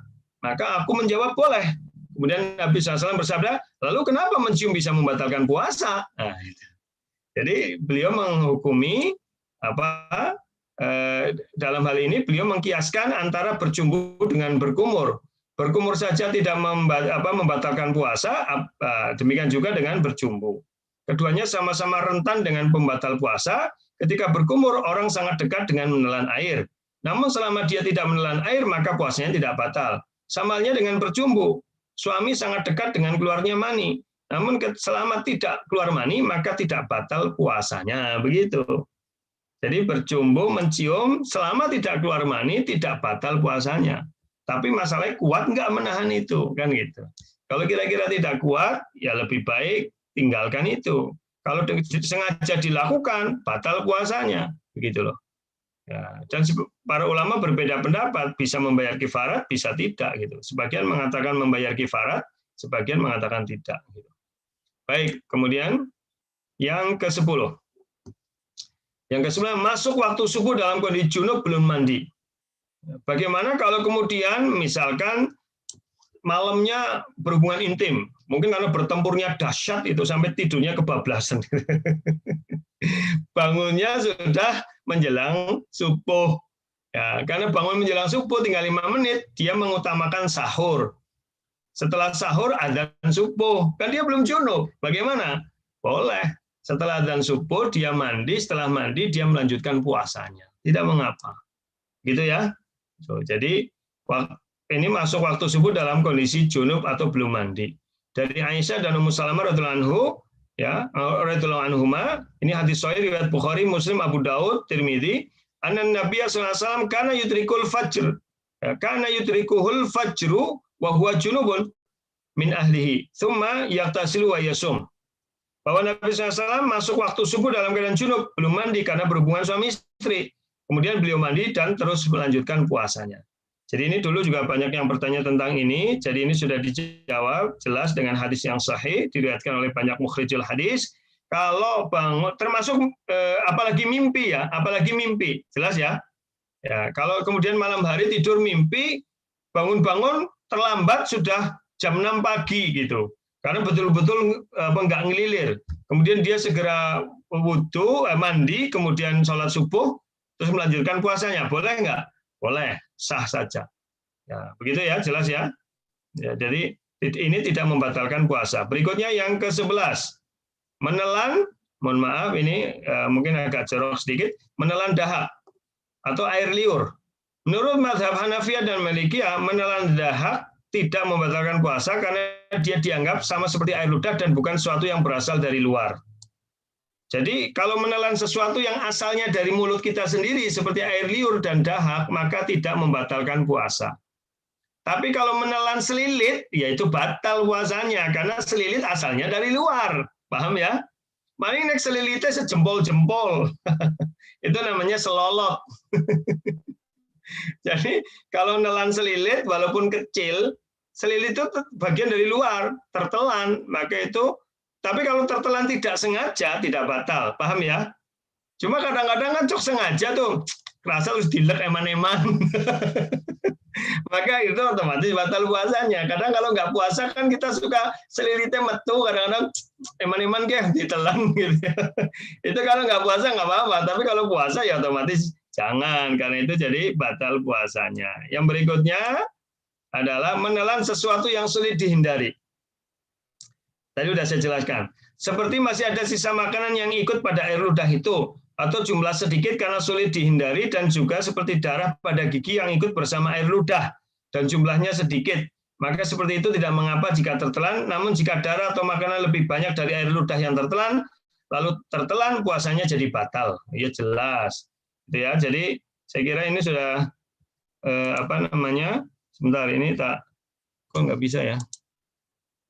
Sebentar. Mana ini? Nah ini tertelan ya, ini tak betulin dulu. Baik. Nah, dah. Jadi kalau tidak sengaja menelan sesuatu yang sulit dihindari, ya, tetapi jumlahnya lebih banyak air ludahnya, maka itu tidak membatalkan puasa. Saya kira sudah cukup, Mas apa? Mas Fuad? Gimana? Udah jam berapa sekarang? Sudah jam 7 kurang 3 menit. Wih, luar biasa. Ya sudah, sekarang kita tanya jawab yang kemarin dulu, Mas. Baik, kita akan buka dulu pertanyaan Zoom minggu kemarin. Oh, ini Mas, ini dulu Mas. Halo Mas. Halo, disetelin video yang pesantren dulu, yang Mahat sama yang itu. Sebentar. Oh, baik. Saya mau istirahat minum dulu sebentar. Silakan di-setelin dulu Mas videonya. Kami kembali putarkan tentang nyantri sedina sewengi yang insya Allah akan dilaksanakan minggu depan. Mahat Fastabikul Khairat kembali mengadakan nyantri sedina sewengi Mayu Metuk Berkahe Ramadan. Hari Jumat dan Sabtu, tanggal 27 sampai 28 Syaban 1442 Hijriah atau 9 sampai 10 April 2021, bertempat di Mahat Pendidikan Islam dan Pelatihan Dai Fastabikul Khairat, Larangan, Kembaran, Purwokerto. Materi yang diberikan. Kajian. 1. Konsep ibadah dalam Islam. 2. Ayat-ayat puasa. 3. Permasalahan seputar Ramadan. Bimbingan pembiasaan hidup Islami. Salat jamaah, salat rawatib, salat tahajud, salat duha, doa harian, zikir pagi sore, tahsin, terjemah dan tafsir Al-Quran. Fasilitas yang didapatkan: pondokan, makan, medangan, dan buku doa zikir. Hanya dengan infak terbaik Anda. Kuota terbatas untuk putra dan putri. Wajib untuk melampirkan surat keterangan sehat dari dokter atau instansi kesehatan saat registrasi ulang. Daftarkan diri Anda dengan cara ketik nama lengkap, usia, jenis kelamin, dan alamat Anda. Kirimkan ke nomor WA berikut: 0812 1516 3414. Seluruh peserta wajib mengikuti protokol kesehatan yang berlaku dengan tetap memakai masker, menjaga jarak, dan mencuci tangan. Mayu nyantri, mayu ngecas iman.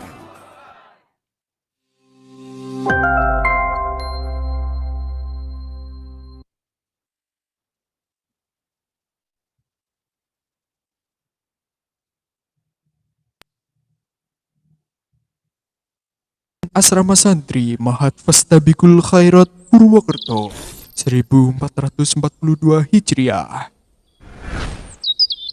Kesempatan bagi Anda untuk mendapatkan pahala jariah. Mari ikut serta dalam pembebasan tanah untuk pendirian Asrama Santri Mahat Fastabikul Khairat Purwokerto yang berlokasi di Jalan Kiai Haji Ahmad Dahlan, RT 1 RW 1 Larangan Kembaran, Purwokerto. Luas tanah keseluruhan 554 meter persegi.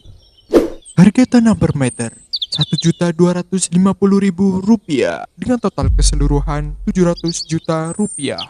Wakaf bisa Anda salurkan melalui Bank Muamalat 563002175 cabang Purwokerto atas nama Masjid Fastabikul Khairat. Kode bank untuk transfer ATM bersama dan prima 147. Atau bisa langsung ke Sekretariat Mahat Fastabikul Khairat di Jalan Kiai Haji Ahmad Dahlan, RT 1 RW 1, Kompleks Mahat Fastabikul Khairat dan FKTV, Kembaran, Purwokerto. Kontak informasi dan konfirmasikan transfer Anda melalui WA atau SMS ke 0812 1516 3414. Cantumkan nama, asal kota, tanggal transfer, dan jumlah transfer Anda. Atas partisipasi Anda dalam investasi akhirat ini, kami ucapkan jazakumullahu khairan.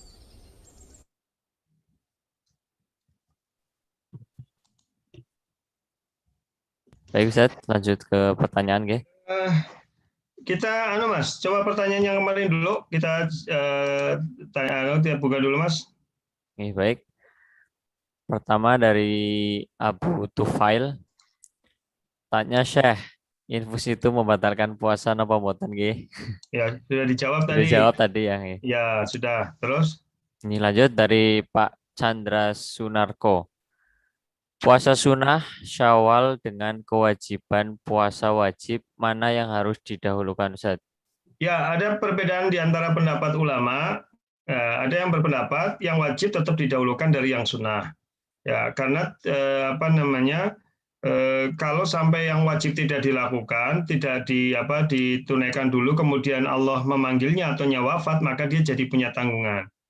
Itu jadi dengan dasar itu ulama itu berpendapat mendahulukan menyaur puasa wajib dulu dibanding dengan puasa sunnah.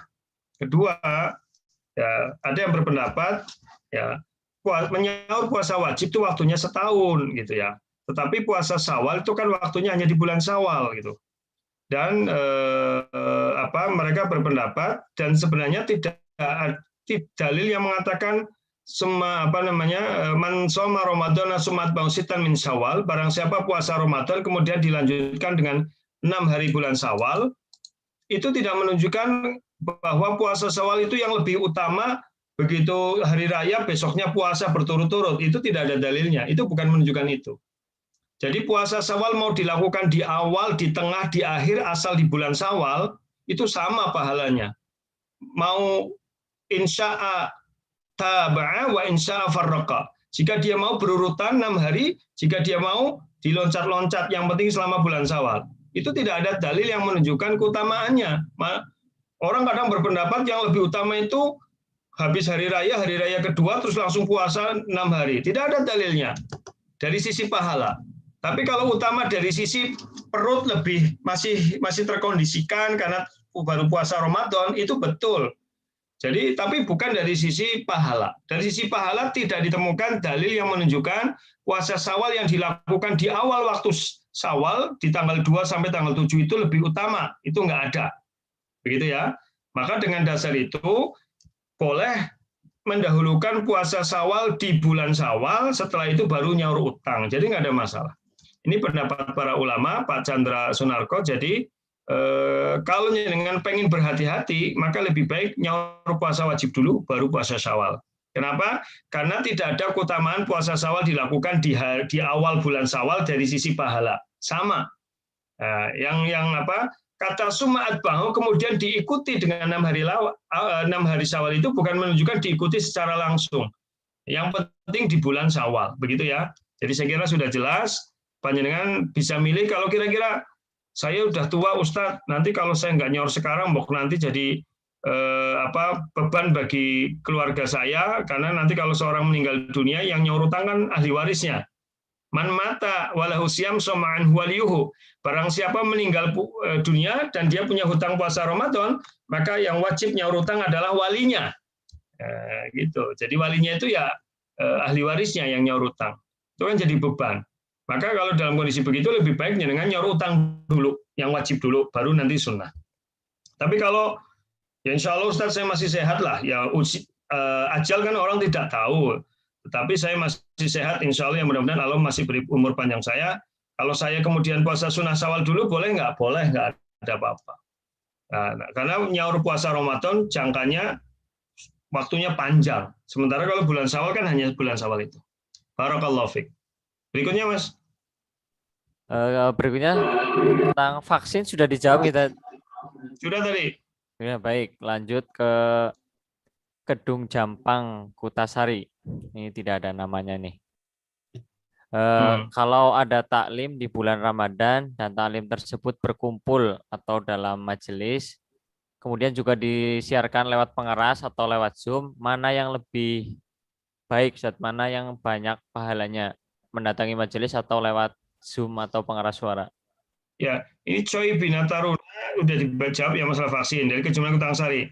Kalau ada taklim di bulan Ramadan dan taklim tersebut berkumpul majelis juga lewat pengeras atau lewat Zoom, lebih besar mana pahalanya untuk taklim tersebut mendatangi majelis atau yang mendengar pengeras suara atau yang lewat Zoom? Tentu yang lebih besar pahalanya mendatangi majelis, karena itu di masjid. Dia dapat keutamaan mastama fi baitin min buyutillah yatluna kitaballah wa yatadarasuna bainahum ila nazalat alimus sakinah wa hafathumul malaikatah wa ghasyiyatuhumur rahmah. Barang siapa berkumpul di salah satu rumah-rumah Allah, mereka membaca Al-Quran dan mempelajari isinya, akan diberikan rahmat, akan dikeliputi malaikat, akan diturunkan ketenangan, dan akan dibanggakan Allah di hadapan penduduk langit. Jadi kalau orang ngaji di masjid itu tambah 4 keutamaan, yaitu diliputi rahmat, diturunkan ketenangan, dihadiri malaikat, dan dibanggakan di majelis Allah. Begitu. Nah, tetapi karena misalkan kondisi keadaan jauh itu, Ustadz di masjid saya ada pengajian, tetapi saya milih pengajian yang Zoom misalkan, karena kalau saya keluar rumah ini saya disambi masak dan sebagainya gitu. Nah, atau ini masih kondisi pandemi, Ustadz saya masih belum tenang, ya maka ini lebih utama dari sisi keamanan gitu. Tapi kalau dari sisi pahala ya tetap lebih utama hadir di majelis, begitu. Ya. Sedangkan kalau Zoom yang kita lakukan ini kan sebenarnya awalnya karena ada pandemi gitu. Saya juga pengennya di majelis gitu. Tetapi ternyata kemarin sudah kita coba 2 kali di majelis, yang hadir cuma sedikit. Ya hanya ya udah kembali lagi ke Zoom seperti ini aja. Sementara ini juga banyak yang dari luar, ini ada yang dari banyak tempat di luar, yang ngaji ini kan ada yang dari Pekalongan, Pemalang, dari mana-mana, dari Jogja dan sebagainya. ya insya Allah dapat keutamaan dari sisi ilmunya. Kalau dari sisi pahala, tentu lebih utama hadir di majelis ilmu. Wallahu a'lam bishawab. Demikian berikutnya. Baik, Ustaz, lanjut dari Ibu Ani Warung Mizan. Bismillahirrahmanirrahim. Ustaz mau tanya, jika wanita hamil merasa kuat untuk berpuasa pada bulan Ramadan, akan tetapi suami melarang karena khawatir akan kesehatan janin dan istrinya, mana yang harus ditaati? Berpuasa atau taat suami? Ya, yang ditaati suaminya, karena ketaatan kepada suami itu wajib. Sedangkan wanita yang hamil itu sudah diberi keringanan, bisa membayar fidyah atau mengganti di hari yang lain. Tapi yang terbaik tentu komunikasi antara suami istri ya. Jadi Bu Ani kalau lagi meteng maning apa Bu Ani? Siapa ngerti lagi meteng maning, alhamdulillah. Pak Sony mesem-mesem itu.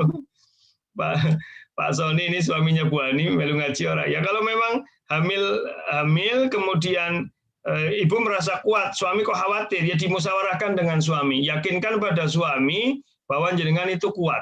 Kok kadang-kadang jere kuat tapi turunan bae, layah-layah bae, dela-dela lambene ngeluh, jere pegel lah, jere lemes lah. Ya suami kepriwe gitu. Ya akhirnya harus urusan puasa bae. Mungkin kayak gue ndean Bu Ani. Mungkin begitu ndean gitu. Jadi Pak Sony orang gue melas gitu.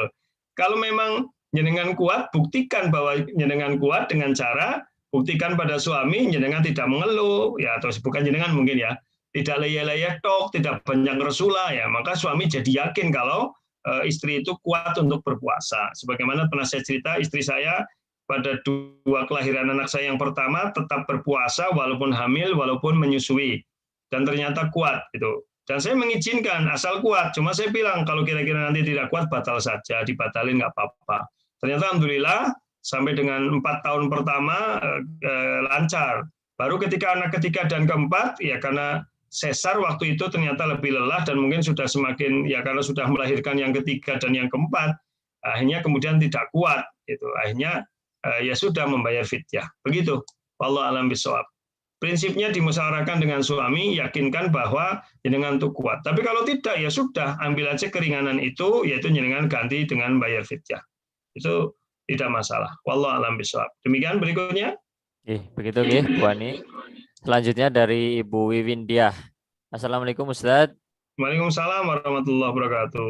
Bagaimana jika kita punya hutang puasa, akan tetapi kita mengundur-undur untuk membayar hutangnya sampai datang bulan Ramadan lagi, kita belum membayar hutang tersebut. Itu bagaimana? Ya, hukumnya kemarin sudah kita bahas. Prinsip orang hutang puasa itu fa'iddatun min ayyamin ukhar, dikerjakan hari lain. Tidak ada keterangan yang lainnya. Maka mau tahun ini, tahun depannya lagi, yang penting sebelum meninggal dunia dibayarkan. Bahkan kalau sampai meninggal dunia belum ditunaikan, maka yang harus menunaikan adalah ahli warisnya. Tetapi sebagian ulama itu memberi takzir, hukuman bersifat mendidik. Kalau dia dengan sengaja, maka di samping dia membayar puasa, dia ditambah bayar fidyah sebagai hukuman. Itu istihad sebagian ulama. Seperti kalau tidak salah Ibnu Hazm rahimahullah, beliau berpendapat kalau orang dengan sengaja menunda-nunda pembayaran puasa sampai lewat 1 tahun, maka dia harus nyaur puasa plus membayar fidyah. Tetapi tidak ada dalilnya. Pembayaran fidyah itu hanya sebagai hukuman begitu. Ya, gitu. Jadi sebagai hukuman. Begitu? Ya, wallahu a'lam bishawab. Jadi prinsip tetap disaur kapanpun, mau tahun depan, 3 tahun lagi, 5 tahun lagi harus disaur. Dan puasa 1 ya nyaurnya 1, hutang 2 nyaurnya 2 gitu. Adapun ulama tadi yang berpendapat ditambah dengan fidyah itu hanya sebagai takzir, hukuman tambahan karena menunda-nunda, tetapi tidak ditemukan dalilnya. Itu tidak ditemukan dalilnya. Itu hanya dalam rangka pembinaan para ulama kepada umatnya atau jamaahnya. Wallahu a'lam bishawab. Demikian, berikutnya. Berikutnya dari Ibu Wabiah. Ustadz, bagaimana cara menjelaskan pada siswa yang ketahuan makan permen di kelas dan setelah ditanya ternyata tidak sahur karena orang tuanya tidak sahur? Masya Allah, Bu Wabiah ya. Jadi Ustadz, bagaimana caranya menjelaskan pada siswa yang ketahuan makan permen di kelas dan setelah ditanya ternyata tidak sahur karena orangnya tidak sahur? ya disampaikan bahwa sahur itu sunnah, bukan syarat untuk berpuasa, begitu loh. Mungkin dalam paham anak itu karena tidak sahur maka tidak puasa, gitu ya. Karena mungkin menganggap sahur sebagai syarat berpuasa. Ya tinggal dijelaskan aja Bu Wabiah bahwa sahur itu adalah sunnah dalam berpuasa. Artinya kalau orang berpuasa sahur, dia mendapatkan keberkahan, mendapatkan sholawat dari Allah, dan membedakan puasanya dengan puasanya orang Yahudi. Tetapi kalau berpuasa tidak sahur, maka tetap sah puasanya, karena sahur bukan menjadi syarat maupun rukun dalam berpuasa. Begitu aja disampaikan, sehingga anak itu jadi tahu bahwa sahur, puasa tanpa sahur tetap sah itu. Jadi mungkin dalam paham anak kalau puasa nggak sahur tidak sah sehingga tidak puasa. Wallahu a'lam bishawab. Tinggal disampaikan saja Bu Wabiah. Berikutnya Mas. Berikutnya dari Pak Sugeng Riyadi Bobotsari. Mohon penjelasannya Ustadz dari hadis Aisyah radhiyallahu anha maksudnya. Nabi SAW bersabda, barang siapa yang meninggal dunia sedangkan masih punya hutang puasa, maka walinya lah yang berpuasa baginya. Sudah tadi, sudah saya jelaskan. Oh, sudah. Itu hukum. Jadi kalau, makanya ini hati-hati ini terutama ya kita semuanya lah. Udah saling titan dengan keluarga kita, apalagi yang tua-tua. Gitu ya. Yang dia masih mampu berpuasa. Kalau yang sudah tua tidak mampu kan cukup dibayar fidyah ya. Nah, tapi kalau yang masih mampu, setiap kali dia utang, tolong dicatat. Kalau bisa tanggalannya dikelowongi begitu. Jadi kayak ini contoh pengalaman istri saya ya, kalau dia hutang puasa haid itu kalendernya dikelowongi gitu. Sehingga nanti ingat berapa dia hutangnya. Dan saya juga nanti kalau misalkan terjadi apa-apa, oh ya, tahu istri saya hutangnya berapa gitu. Saya sendiri yang kadang-kadang malah tidak ngasih tahu. Tapi kalau laki-laki kan kemungkinan batalnya jarang ya. Kalau wanita kan pasti punya hutang karena haid itu. Kalau laki-laki kan jarang punya hutang, kecuali safar dan sebagainya. Begitu ya. Jadi prinsipnya boleh dalam Islam, bahkan harus orang yang meninggal punya hutang puasa, maka walinya harus nyaur hutang. Jadi kalau ada anak sudah balik hutang puasa, maka orang tuanya nyaur. Kalau orang tuanya berarti anaknya yang nyaur hutang, dan seterusnya. Begitu. Kalau tidak disaur hutang, ya berarti dia punya tanggungan di akhirat. Itu maknanya begitu. Wallahu a'lam bishawab. Demikian, berikutnya. Berikutnya Pak Walaman Purwodiharjo. Untuk pertanyaannya masih sama, Nggih, jadi sudah dijawab tadi. Selanjutnya Ibu Siwi Lestari Banjarnegara. Mau Ustadz, kalau ketika kita sahur atau minum saat puasa sunnah, tahu-tahu ada yang mulai azan subuh, apakah berarti batal puasanya? Ya, pertama saya mau jelaskan, besok akan kita bahas insya Allah tentang waktu puasa. Ngapak depan kita perdalam tentang batas waktu puasa dan akhir waktu puasa. Prinsip, puasa sunnah, tidak Rasulullah banyak berpuasa sunnah tanpa sahur. Ya, jadi dalam riwayat disebutkan Rasulullah itu kalau pulang ke tempat istrinya nanya, hal indakum syai', ada makanan enggak? Kemudian kalau istrinya menjawab, la ya Rasulullah, tidak ada, maka Rasulullah menjawab, idzan ana shaim, ya sudah saya puasa gitu. Jadi luar biasa ya, Rasulullah itu kalau enggak ada makanan ya sudah saya puasa gitu. Enggak kayak kita kadang-kadang ngelih orang apa-apa, kok ngapa bae, masa orang apa-apa ora turu bae, drakoran bae, telegraman bae gitu. Nah, kalau lihat Rasulullah, siapa sih kayak gue. Kalau lihat Rasulullah, kalau pulang ke rumah nggak ada makanan, ya sudah saya puasa. Nah, artinya bahwa kalau puasa sunnah tidak harus niat sebelum fajar dan tidak harus sahur. Karena sahur itu adalah sunnah baik buat puasa sunnah maupun puasa wajib. Nah, kalau memang berniat puasa sunnah, kemudian dia sahur, dikala sahur ada yang adzan. Ya jenengan lihat waktunya, sudah masuk waktu atau belum. Karena di Indonesia ini seringkali terjadi adzan belum waktu masuk. Gitu. Jadi perlu diingat bahwa batasnya itu bukan sekedar adzan, tapi waktu masuk fajar. Nanti kita masuk, apa bedanya fajar shoti dengan fajar kadzib. Ya, termasuk sedikit kita bahas tentang masalah batas waktu itu, insya Allah gitu besok.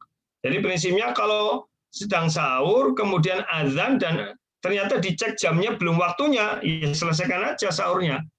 Nah, sampai waktunya terbit fajar. Karena di Indonesia banyak orang azan belum masuk waktunya.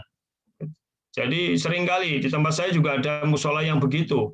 Karena memang sing azan gue semangat banget, anu wis mandan linglung. Jadi yang penting tangi mari musola azan. Kadang-kadang sih 10 menit seperempat jam wis azan. Kadang kurang 5 menit wis azan. Itu tidak dipercaya. Yang dipercaya ya penunjuk waktu sholat, karena Allah sudah memudahkan dengan adanya ilmu hisab, bisa dihisab waktu-waktu puasa itu, waktu-waktu subuh, waktu-waktu sholat. Demikian ya. Jadi prinsip begitu. Terus? Jadi tapi sebentar. Tapi kalau betul-betul azan sudah masuk, ya hentikan sahurnya. Dihentikan sahurnya. Itu. Jadi cukup selesaikan apa yang sudah ditelan sudah. Tapi yang di piring jangan ditambahi mani. Begitu ya. Sudah. Berikutnya. Dari Bu Siti Hajaroh bertanya tentang lupa jumlah puasa yang ditinggalkan, Ustadz. Bagaimana cara mengkodonya? Ya, makanya tadi saya bilang, supaya tidak lupa dicatatlah hutang puasa itu. Ya, kalau kemudian lupa gimana? Tak ma yuribuka ila ma la yuribika. Tinggalkan hal yang membuatmu ragu kepada hal yang tidak membuatmu ragu. Dalam masalah ibadah adalah kaidahnya al-akhdu bil ihtiyat, mengambil kehati-hatian. Jadi misalkan kita seperti sholat, ragu, saya sudah 3 atau 4. Ya, maka yakini sudah 3, jangan 4. Betul. Ambil yang paling bawah, saya baru 3, sehingga saya kurang 1. Dengan saya kurang 1, maka saya nambah. Kalau ternyata saya sudah 4, berarti kan saya lebih, nggak mengapa. Daripada kita lauslah papat baik, ternyata baru 3, kan malah kurang. Demikian juga dengan puasa. Walaupun lupa kan ada ingat-ingat lah. Biasanya siklusnya berapa itu kalau orang puasa, kalau orang hutang head berapa? Biasanya antara misalkan 7 sampai 9 hari, Ustadz. Ya ambil 9 hari yang lebih banyak. Itu lebih selamat. Itu jangan ngambilnya lap itu baiklah, itu berarti tanda malas, begitu ya. Jadi ambil yang paling banyak. Jadi kalau ibu ragu, ini saya hutang puasanya 7 atau 9, maka ambil yang 9, begitu ya. Saya ragu 3 atau 5, ambil yang 5.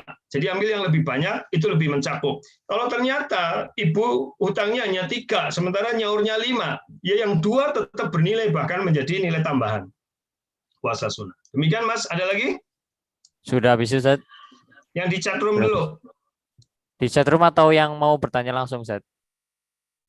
Bertanya langsung boleh, silakan. Oke, saya beri kesempatan untuk 2 penanya saja, nggih. Ya, silakan. Yang bertanya dapat hadiah ya, souvenir dari Pak Haji Sarimun dari Purbayasa. Souvenirnya masih ada dengan tiket kalau masih ada. Silakan. Siapa yang bertanya langsung? Silakan langsung saja raise hand. Ya, Pak Chandra ya. Pak Chandra silakan. Assalamualaikum Ustaz. Waalaikumsalam warahmatullahi wabarakatuh. Terkait dengan hal-hal yang diperbolehkan ketika puasa tadi, itu ada koreksi hanya nomor 10 itu, jadi nomor 12 sebenarnya. Kemudian yang pertanyaan ya, ini terkait dengan menghirup inhaler, ya semacam apa namanya tuh untuk bisa melegakan pernapasan dan menyegarkan begitu. Ini bisa batal atau karena mirip juga dengan merokok. Ini masuknya kan tidak ke lambung, hanya sampai paru-paru begitu. Demikian Pak Ustadz, makasih. Ya Pak, itu kan ada khilafiyah sebenarnya. Tetapi kita kembali ke prinsip dasar bahwa inhaler itu bukan makanan, ya. Dia sifatnya bukan makanan, karena yang disepakati ulama itu makan, minum dan berhubungan intim. Inhaler bukan makanan dan dia dimasukkannya bukan ke mulut tetapi ke hidung. Tetapi memang ada rasa semriwing. Bagaimana hukumnya?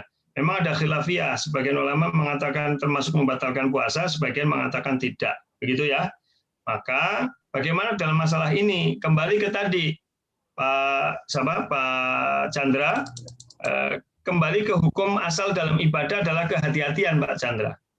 Al-ahwat. Al-akhdu bil ahwat. Jadi lebih berhati-hati.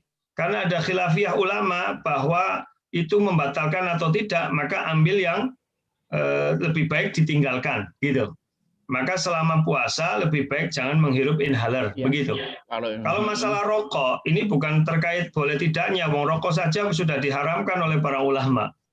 MUI sudah mengharamkan, Muhammadiyah mengharamkan, Persis mengharamkan. Nahdlatul Ulama dalam salah satu pendapatnya memakruhkan, ya, tidak membolehkan, maka ya makruh itu kan lebih baik ditinggalkan. Maka hukum rokok sendiri sudah seperti itu, ya tentu orang yang berpuasa lebih utama untuk tidak melakukan merokok itu. Ya, itu ya. Jadi lebih baik tinggalkan itu karena khawatir membatalkan. Demikian Pak Chandra, wallahu a'lam bishawab. Pak Chandra, silakan kapan main ke kantor bisa mengambil souvenir dari Purbasari Air Mancur. Nanti bisa milih apakah souvenir isinya itu ada handuk, ada mug, ada apa lagi tuh, banyak ya. Kemudian atau mengambil tiket ke Owabong kalau masih ada. Sekeluarga ada berapa Pak Chandra yang di rumah? Terima kasih, Ustaz. Ada berapa yang di rumah sekeluarga? Suaranya. Yang di rumah ada berapa sekeluarga? Cuman berdua. Cuma berdua yang ngambil tiketnya 2. Nanti Pak Chandra bisa main ke Purbasari, ketemu aja sama Pak Haji Sarimun, ngobrol-ngobrol itu sama-sama jamaah ngapak ya Pak Haji Sarimun. Pak Haji Sarimun itu ada itu. Ya. Nanti jadi kenalan, ngobrol di sana kan. Jadi santai lah. Di sana juga ada taman burungnya Pak, ada konservasi merak, ada rusa, dan ada masjid yang baru selesai kemarin yang dibangun dengan secara pribadi oleh Pak Haji Sarimun yang nilainya hampir 20 miliar. Nah, jadi Pak Haji Sarimun bikin masjid di dalam komplek Air Purbasari hampir 20 miliar, belasan miliar, dan itu dari uang pribadi beliau. Masjidnya sangat megah dan beliau mempersilahkan kalau ada acara-acara silahkan kontak beliau untuk menggunakan masjid itu. Begitu Pak Haji Sarimun, ya? Itu. Jadi termasuk ngapak itu nanti kapan-kapan kita sekali-kali mungkin nanti kita bukan jumpa fan ya, ngaji offline gitu. Sekali-kali seluruh zaman ngapak dari seluruh daerah disiapkan jauh-jauh hari datang ke Purwokerto untuk ngaji offline di masjidnya Pak Haji Sarimun yang mampu menampung 2.000 jamaah ya Pak. Ya, jadi masjidnya Pak Haji Sarimun itu mampu menampung 2.000 jamaah. Masjidnya besar sekali. Ya, nanti kita bisa ngaji di situ, habis ngaji kemudian jalan-jalan di Purbasari. Begitu Pak Haji Sarimun ya? Wah, disetujui itu. Gratis semua insya Allah. Nah, gitu. Jadi daya tampungnya bisa 2.000 gitu. Jamaah ngapak kita kan ada 1.000 lebih. Ya, jadi nanti bisa di situ. Demikian. Ada pertanyaan lagi Mas? Satu lagi. Berikutnya dari Pak Wedi mau bertanya. Silakan Pak Wedi. Diaktifkan ininya, speakernya. Diaktifkan speakernya. Ya, silakan Pak Wedi. Ya, assalamualaikum Mas Dad. Waalaikumsalam warahmatullahi wabarakatuh. Bagaimana PMT Amindo gimana? Ya, sehat-sehat baik-baik, alhamdulillah. Sehat-sehat semua baik-baik. Saya mau tanya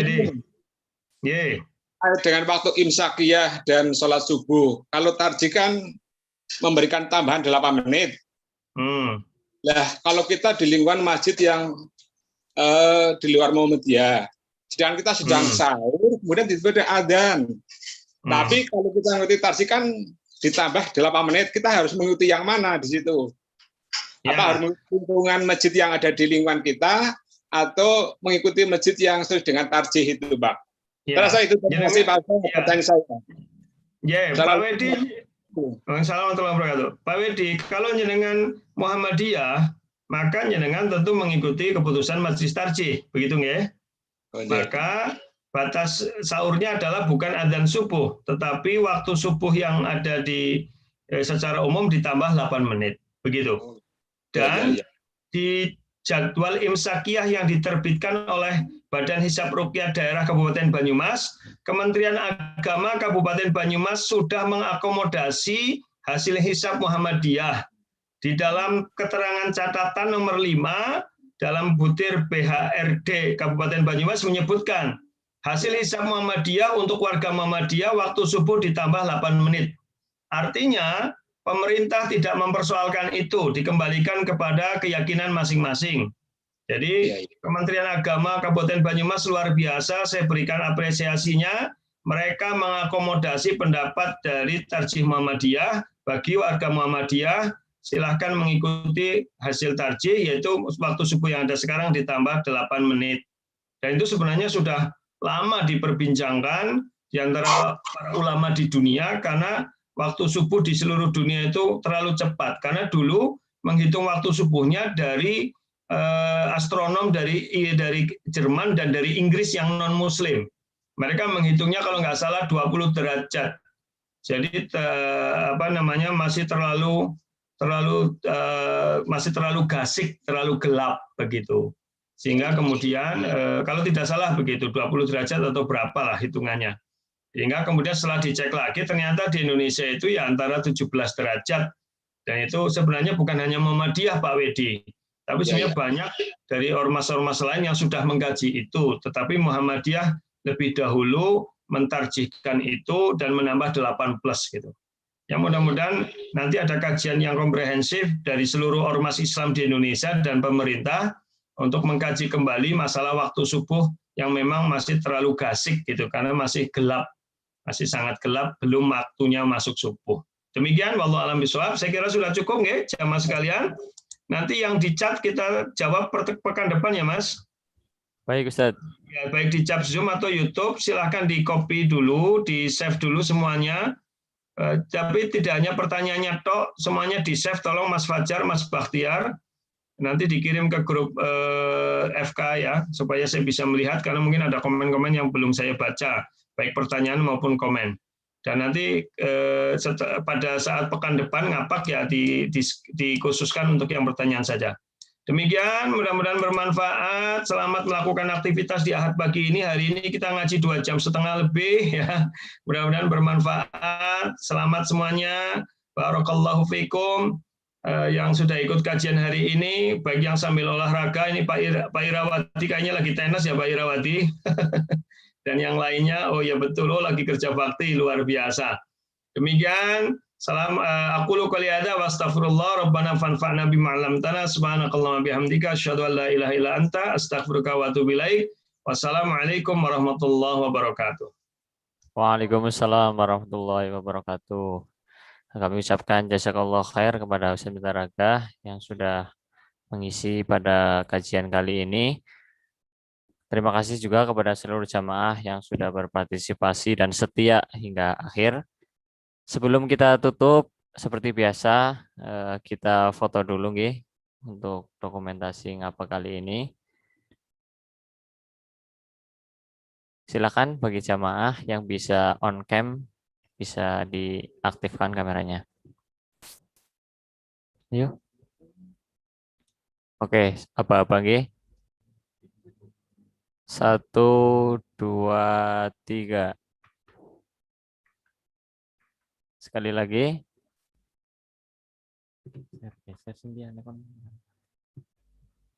1, 2, 3. Baik, terima kasih. Alhamdulillah kajian ngapak ngaji Ahad pagi kali ini berjalan dengan lancar. Sekali lagi terima kasih atas atensinya dari seluruh jamaah. Kami ucapkan juga jazakallah khair kepada seluruh jamaah yang senantiasa mendukung dakwah kami melalui dukungan donasi maupun yang lain. Semoga dibalas oleh Allah dengan balasan yang lebih baik. Kami dari tim mohon maaf apabila ada banyak kekurangan. Kami tutup billahi fisabilil haq fastabiqul khairat. Wassalamualaikum warahmatullahi wabarakatuh. Warahmatullahi wabarakatuh.